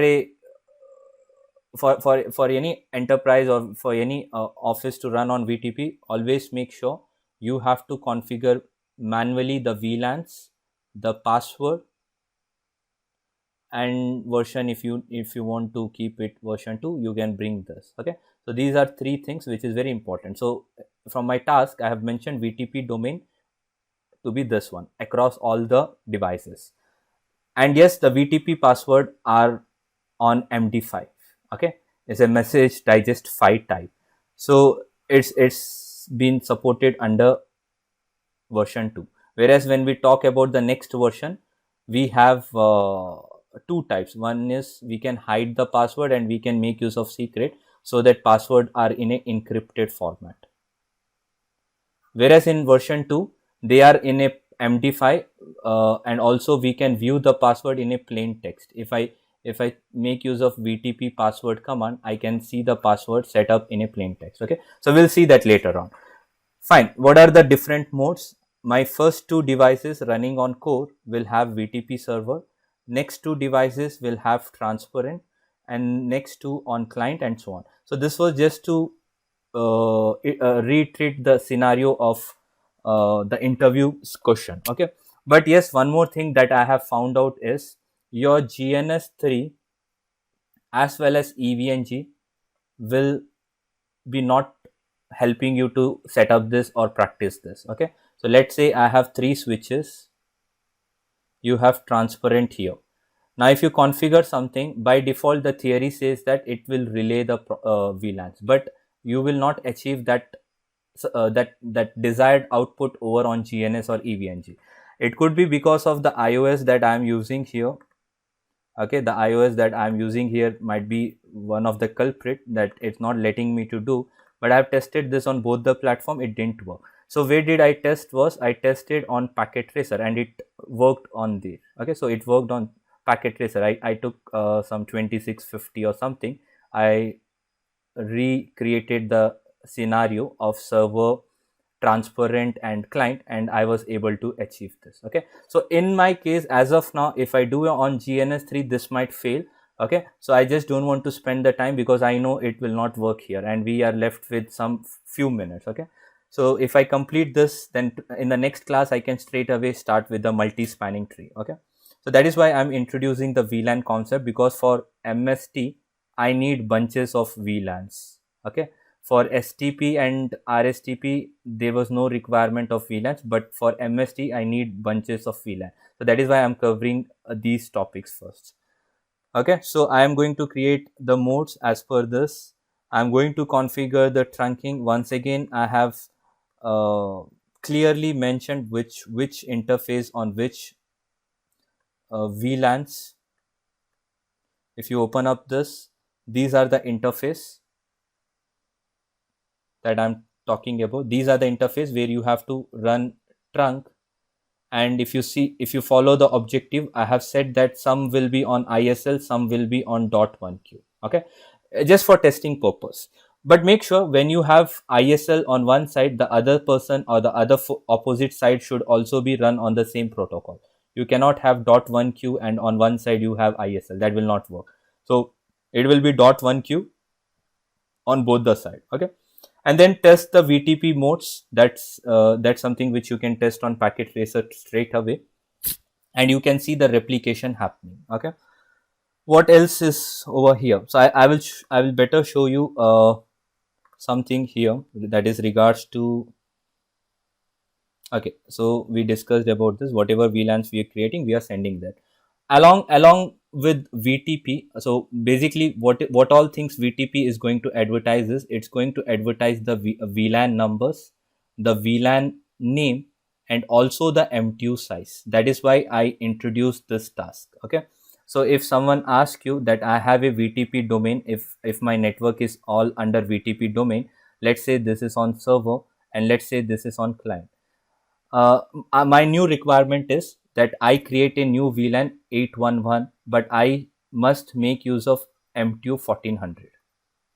Now tell me if my VTP design is going to help me, or I have to manually go and do that. Now this is somewhere where student would start. So let me tell you, VTP will also carry the MTU size. Okay, so that is why I said this. This is not been described, or this task is not been set up from any other point of view. It's just set up from the VTP point of view, that to make sure that MTU is also carry forwarded. Okay, so you can test that. Okay, now regarding the native VLAN, which I'll quickly do, and I'll just show you how the native VLAN works. And yes, what is the last task here? At the end, you have to stop the propagation. So let's say I have the switches which were configured on server. Now, whatever I configured 10, 20, 30, they all got VTP advertised. Okay, and all of them have the same database. Now, let's say the task number 8 is once synchronization is happening, all of them have the same revision number. Now, let me put this into non-propagation state. So, I will revert back this to transparent mode. So the answer for that is transparent mode. So if I put them in transparent mode and if I put them in a client, which are normally in a client, so there will be no further VLAN creation happening in this, because only server is where you can create them, right? On a transparent you can create, but they are not going to propagate it. So that is the answer for this. Now let's talk about the native VLANs. Okay, how is native VLAN going to work? So let me quickly go to switch number 1. So let me follow my topology here. So let's say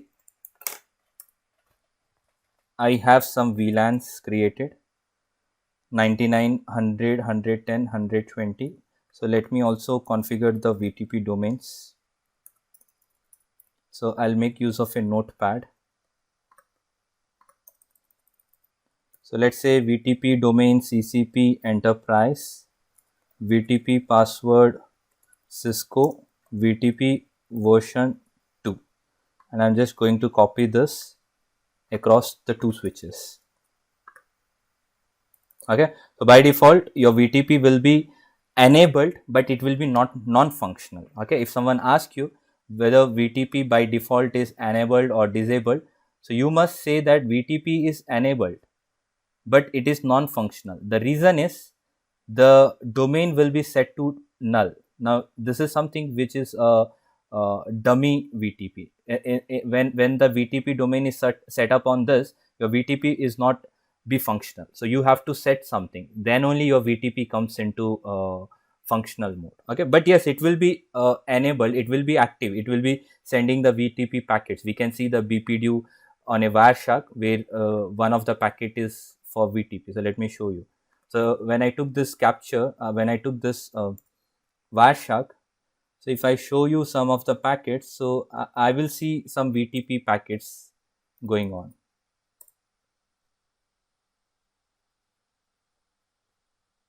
So there will be some VTP packets. So you can see here CDP, VTP, DDP, PAGP, UDLD, right?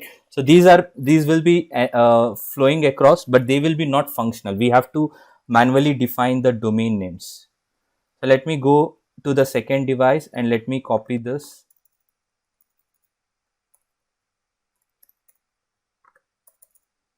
Okay, so domain got changed. How do I enable the debugs?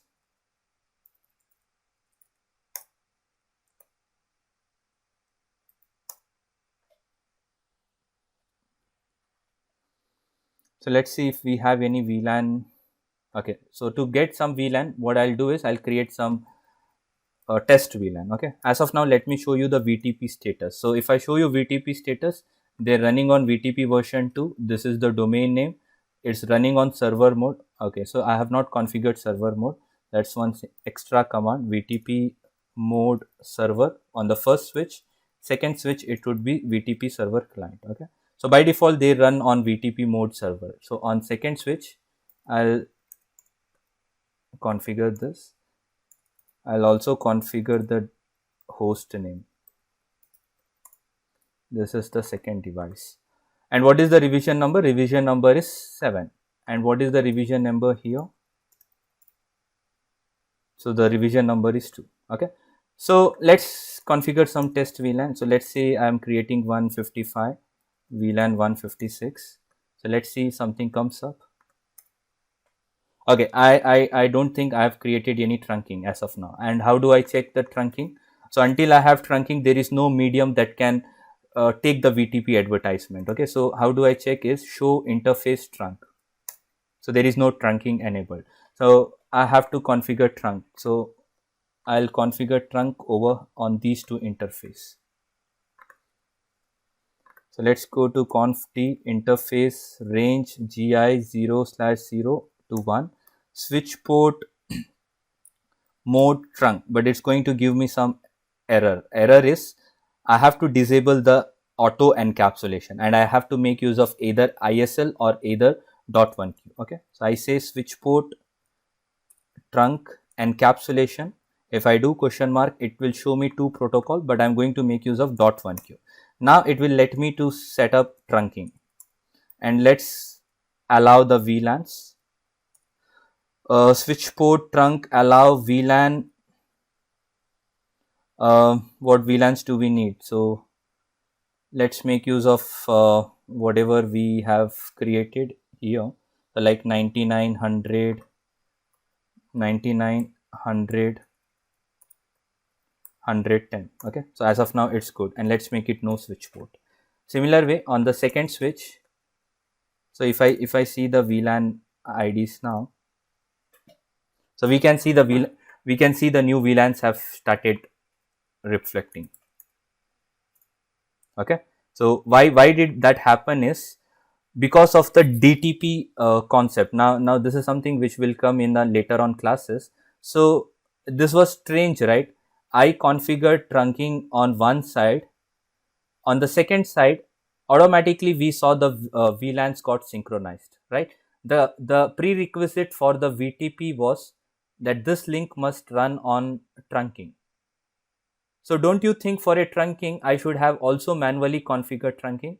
But it's not required. Practically, it's not required because your switch comes with some auto negotiation, or we call it as dynamic trunking protocol.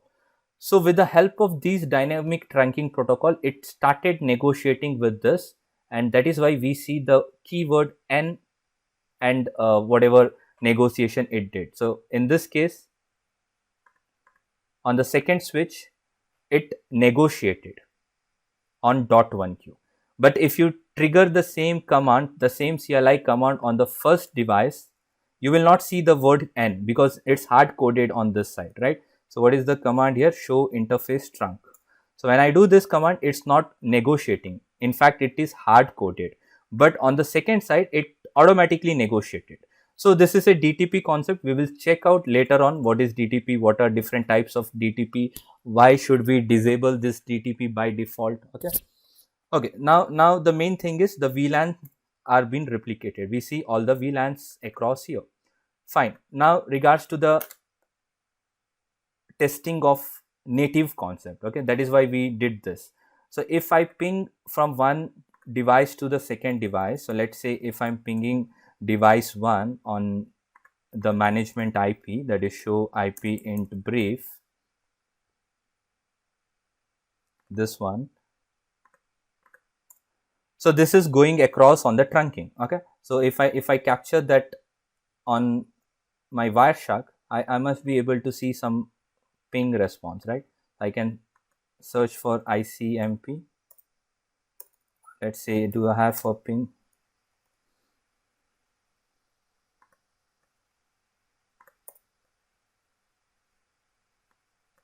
Okay, let me give a retry.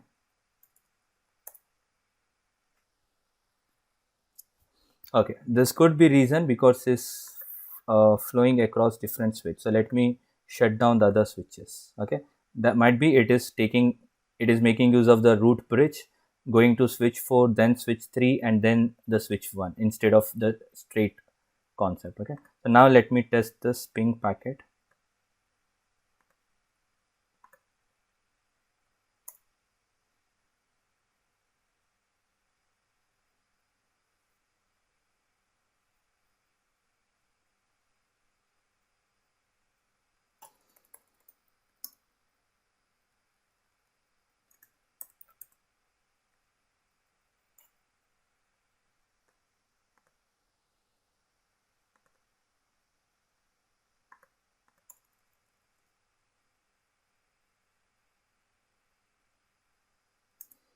Okay, so the thing is the native VLAN is different on two different devices. Okay, so I have to fix the native first.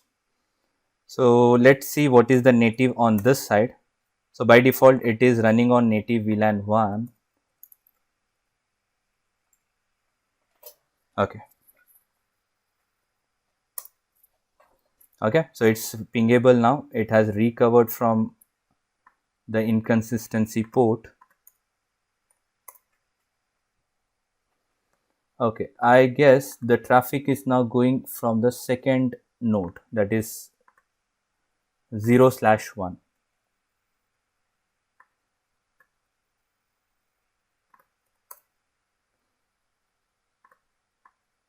Okay, and here is what we get.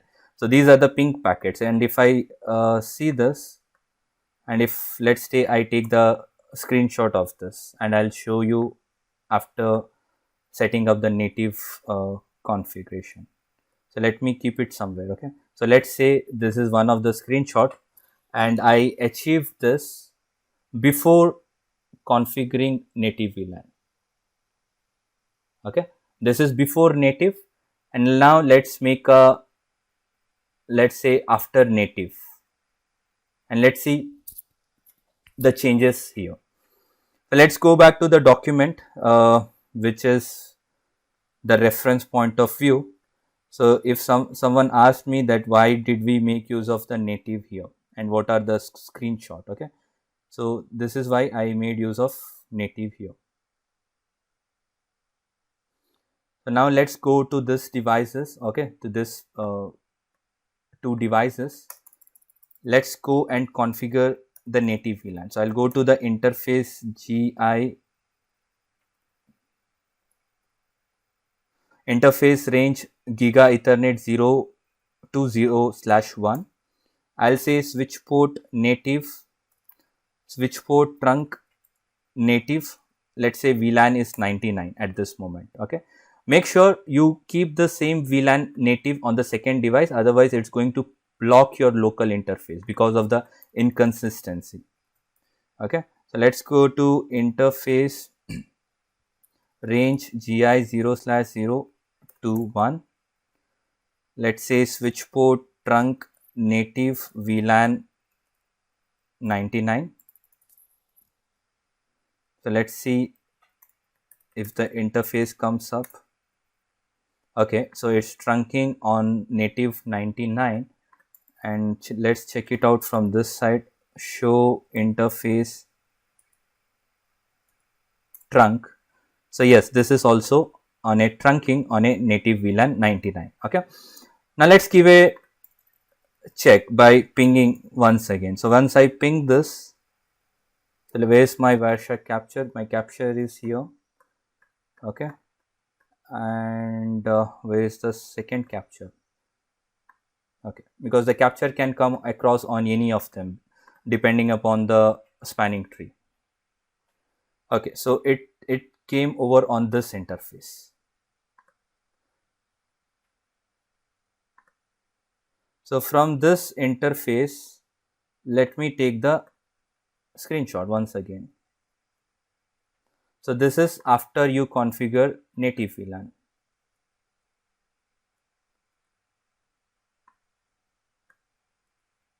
And let's paste it across. Okay, now what is the change that we see here? When we are not running any native VLAN, when it's over on the trunking, as we know, the traffic is getting tagged up. So we have a tag ID of VLAN 99.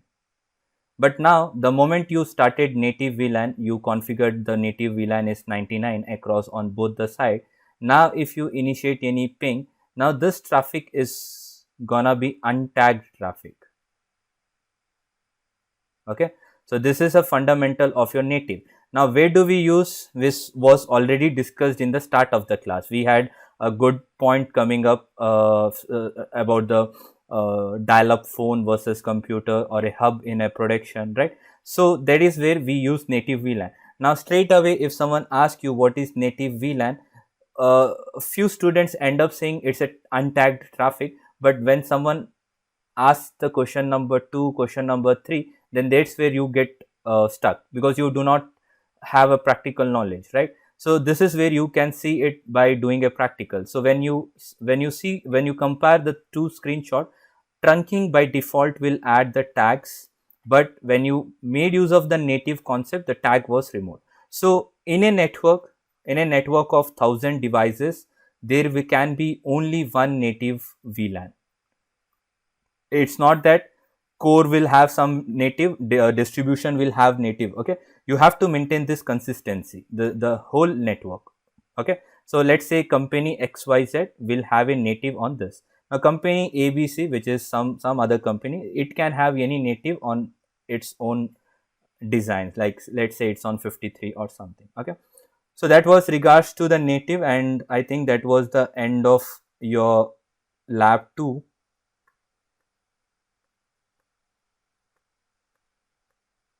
Okay, trunk and VTP version 2, and yes, that was the end of this. Now let me quickly go to VTP version 3, which is just a minor things. Okay, and also I have directly pasted up the Wireshark capture. For a trunk you will expect the IDs, whereas for a native the IDs will be taken down, and at the end, as I told, you have to take down the propagation behavior, so you can set it up to transparent, which will take down the behavior. So the last lab here is VTP version 3. Now what is the advancement of VTP version 3? So when we have VTP 3, so now let me show it directly on this screenshot. So I have mentioned that these region will fall under VTP version 3, and rest of them are part of VTP version 2. Now, do we need to have some special precautions or some special features enabled so that these are backward compatible? No, we don't have to. It's your switches that's running on VTP version 3 will take care of that. So how is it going to take care of it?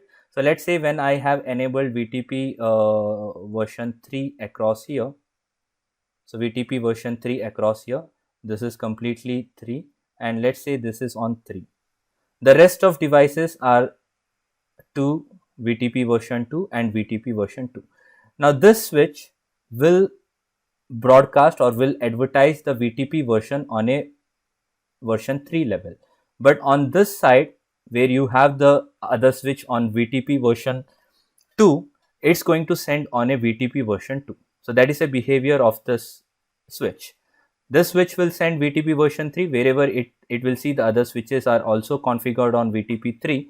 It will make sure the advertisement is going on 3, whereas the rest are going on VTP version 2. So now switch is backward compatible. It can send VTP 2, also it can send the VTP 3.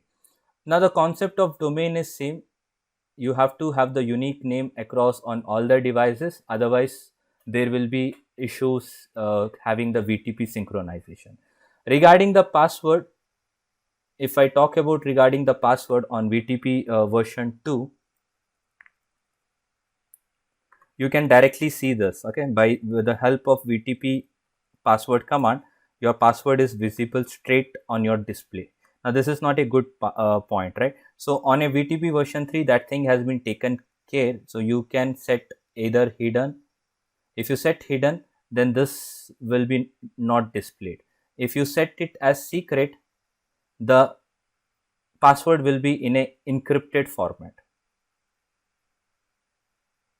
Some letters, some alphabets which you cannot make sure what is the actual keyword behind that. Okay, so that's an advantage here. Regarding the mode, we have an extra or an additional mode here, which is called as VTP primary mode. Rest your server, client, transparent are as it is. Okay, now your server and client is also of no use in case of VTP primary configuration. In the case of VTP3, the reason is when I make one of the device as VTP primary, then it's only that device that's going to propagate the change. No matter what is the revision number, it is not going to consider revision number in case of VTP3. Okay, so in a VTP3, let's say I'm going to make this switch as primary VTP primary mode, and the revision number is just 2. Now let's say there was a server, VTP server mode, let's say there was a VTP client mode and whatever, and they are having a higher revision number. So nothing is going to happen. Okay, nothing is going to happen. They are not going to take the role of propagating the VLANs. It's only this device. Even if you try to configure some VLANs on these switches, you will get an warning that these are not the VLAN, these are not the VTP primary switches, so you cannot configure or you cannot delete anything. So it's always this device there you can create, modify, or delete. So whatever you do it on a primary that will be getting propagated to every other switches. Okay, server and client, you are not able to do anything, and there's no point doing anything, configuring anything also, because they are not going to carry. In case of VTP2, if I have two servers, let's say this is a server, this is also server, and we had a switches connected in a client mode. So let's say revision number was 10 here and revision number was 12 here. So now whatever you do it over here, whatever changes you do it over here, that's going to get broadcasted or advertised, and all of them are going to then have the latest revision number. Okay, now in this point the catch is, now let someone create something over here, since it's a server mode, and let's say the revision number increased to 16. Now this can take the privilege of propagating the new changes, and now this server also has to listen to that, and everyone will get the same revision number. But in the case of VTP3, it's only your primary server, and in a network only one device you can set it up as a primary. Let's say if this goes down, then the rest will not have any master to be followed. So you have to bring up this device, or you have to go manually to one of the device, and you have to say that this is a new VTP primary device. Okay, there is nothing called recovery, there is nothing called automatic failover. It's a manual step in VTP. That is because of the security purpose. Okay, so if in case this goes down for some reason, all the three switches will be left out without any primary server, primary switch. Manually you go to one of them and you configure that, and then that's how the other two switches will start listening to that. Okay, fine. Now regarding to the lab, so let's see what are the tasks that is mentioned. So I said the domain name should be already configured from the previous class, so nothing to do in this particular step. And on the task number 2, I say that create VTP version on so many switches. So that is from the diagram. Okay, so VTP version 3 across on this. And what else did I mention? So I said the primary server is my first switch, that is a core switch. Rest are all transparent, and yes, the behavior is same once again. If you have 3 switches, let's say I have the primary server, I have the transparent, and I have the server or a client. Okay, now in this case the transparent is still going to relay the VTP packets. Okay, configure the VLAN, which is again done, the trunking is already done in the previous lab, and then create a new VLAN to see the advertisement. Okay, and you can see the VTP packets on these, especially on these interface, this and this. So you will see the VTP version 3 running here, and you will see the VTP version 2 running over. So it's something like a backward compatible.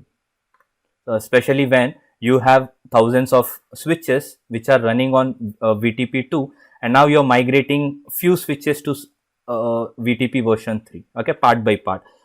So when you migrate to the latest version, don't worry, they are still capable of handling both of them. And yes, that was the end of this lab. Okay, so this is something which you can do on your own. There is nothing much here.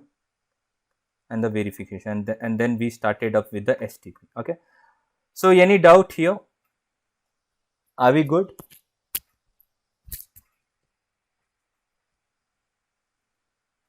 Are you guys with me? So let me quick. Yes, I'm good. Okay. Yeah. Okay.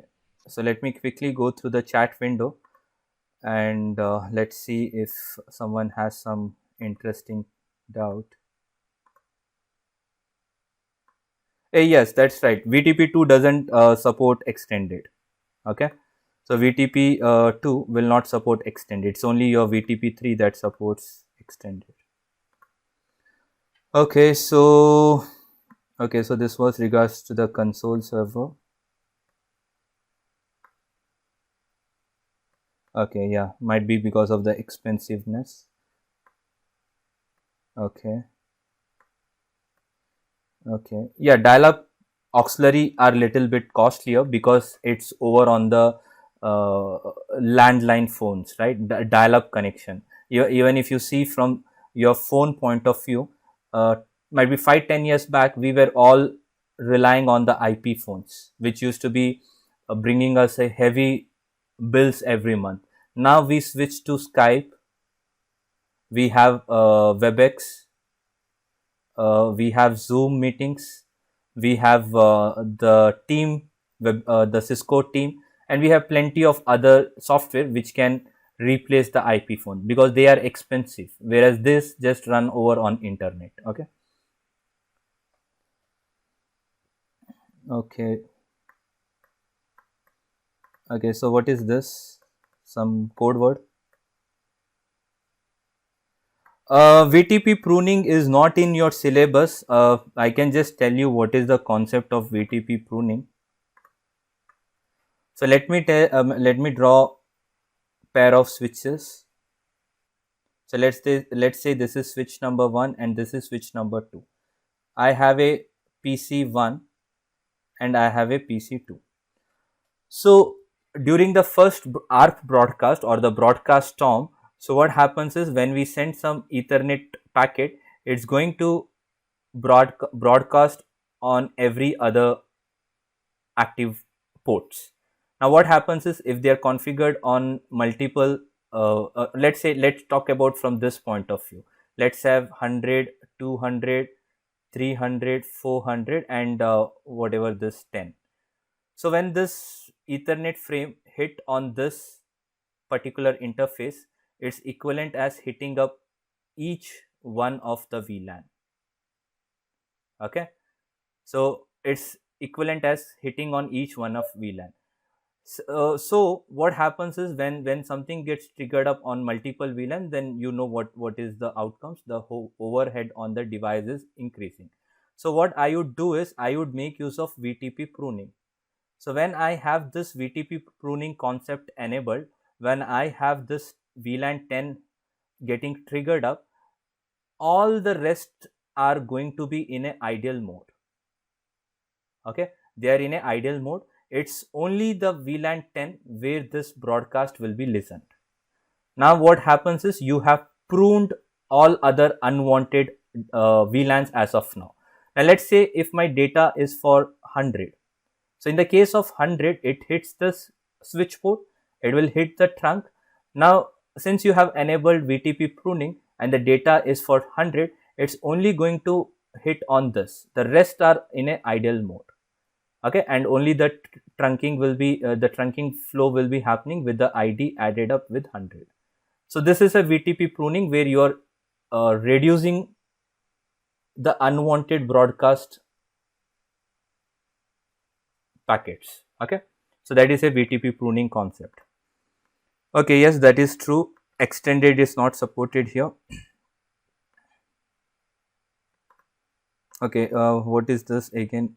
Discard sent in error. So do you refer to the interface? No, 98237. Sorry? That number you were asking about, 98237.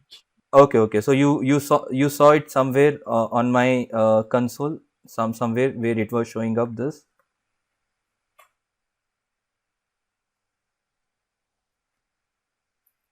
So this many discard or error, did you see it on my screen, or it was just to answer someone's question? Sagar, I have a question for you. Okay. So each and every VLAN, for my understanding, it creates one instance, isn't it? Separate instance. Yeah. So let's see. Yeah. We create a VLAN 10. So I'm creating an instance. So if I create another VLAN 20, I'm creating another instance. Isn't Okay. it? Yes. Right? So that was your question, or you're asking? Is it correct? Yeah, is it correct? So each and every VLAN when I'm creating, it creates an instance of that, isn't it? So you basically don't call it as instance. You can call it as a broadcast domain. This is a right word. So what happens is every VLAN will have its own broadcast domain. Okay, that refers to a complete domain. Let's say I have multiple computers connected to one switch, and this switch is running on VLAN 100. Now VLAN 100 is having one broadcast domain, and in this broadcast domain you have plenty of users which are all configured on 100. Okay, so this is what it says. When you talk about instances, it will start pointing towards the spanning tree. Okay, so from the spanning tree point of view, every VLAN will have one spanning tree instance. So let's say VLAN 1 will have one spanning tree instance, VLAN 2 will have one more spanning tree instance, VLAN 3 will have one more. So let's say if I have 100 numbers of VLANs, so I can see 100 instances of spanning tree. So the word instance is used with spanning tree, and with VLAN, if you're just directly talking about VLAN, then it's more like a broadcast domain that we can call it as.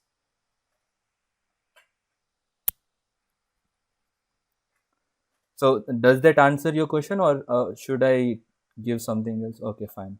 Okay, thank you. Thanks. Okay. Okay, guys. So let's wind up. We'll meet up in the next class. I'll take up the MST, and I'll also cover up might be one more switching topic. I'm not decided. Might be I'll take DTP, or I might take Ether channel. So let me see what I come up with. Okay. So have a nice day, and see you in the next class. Take care. Okay, sure. Okay. Thank you, everyone. Thank you. Bye. Okay. Bye.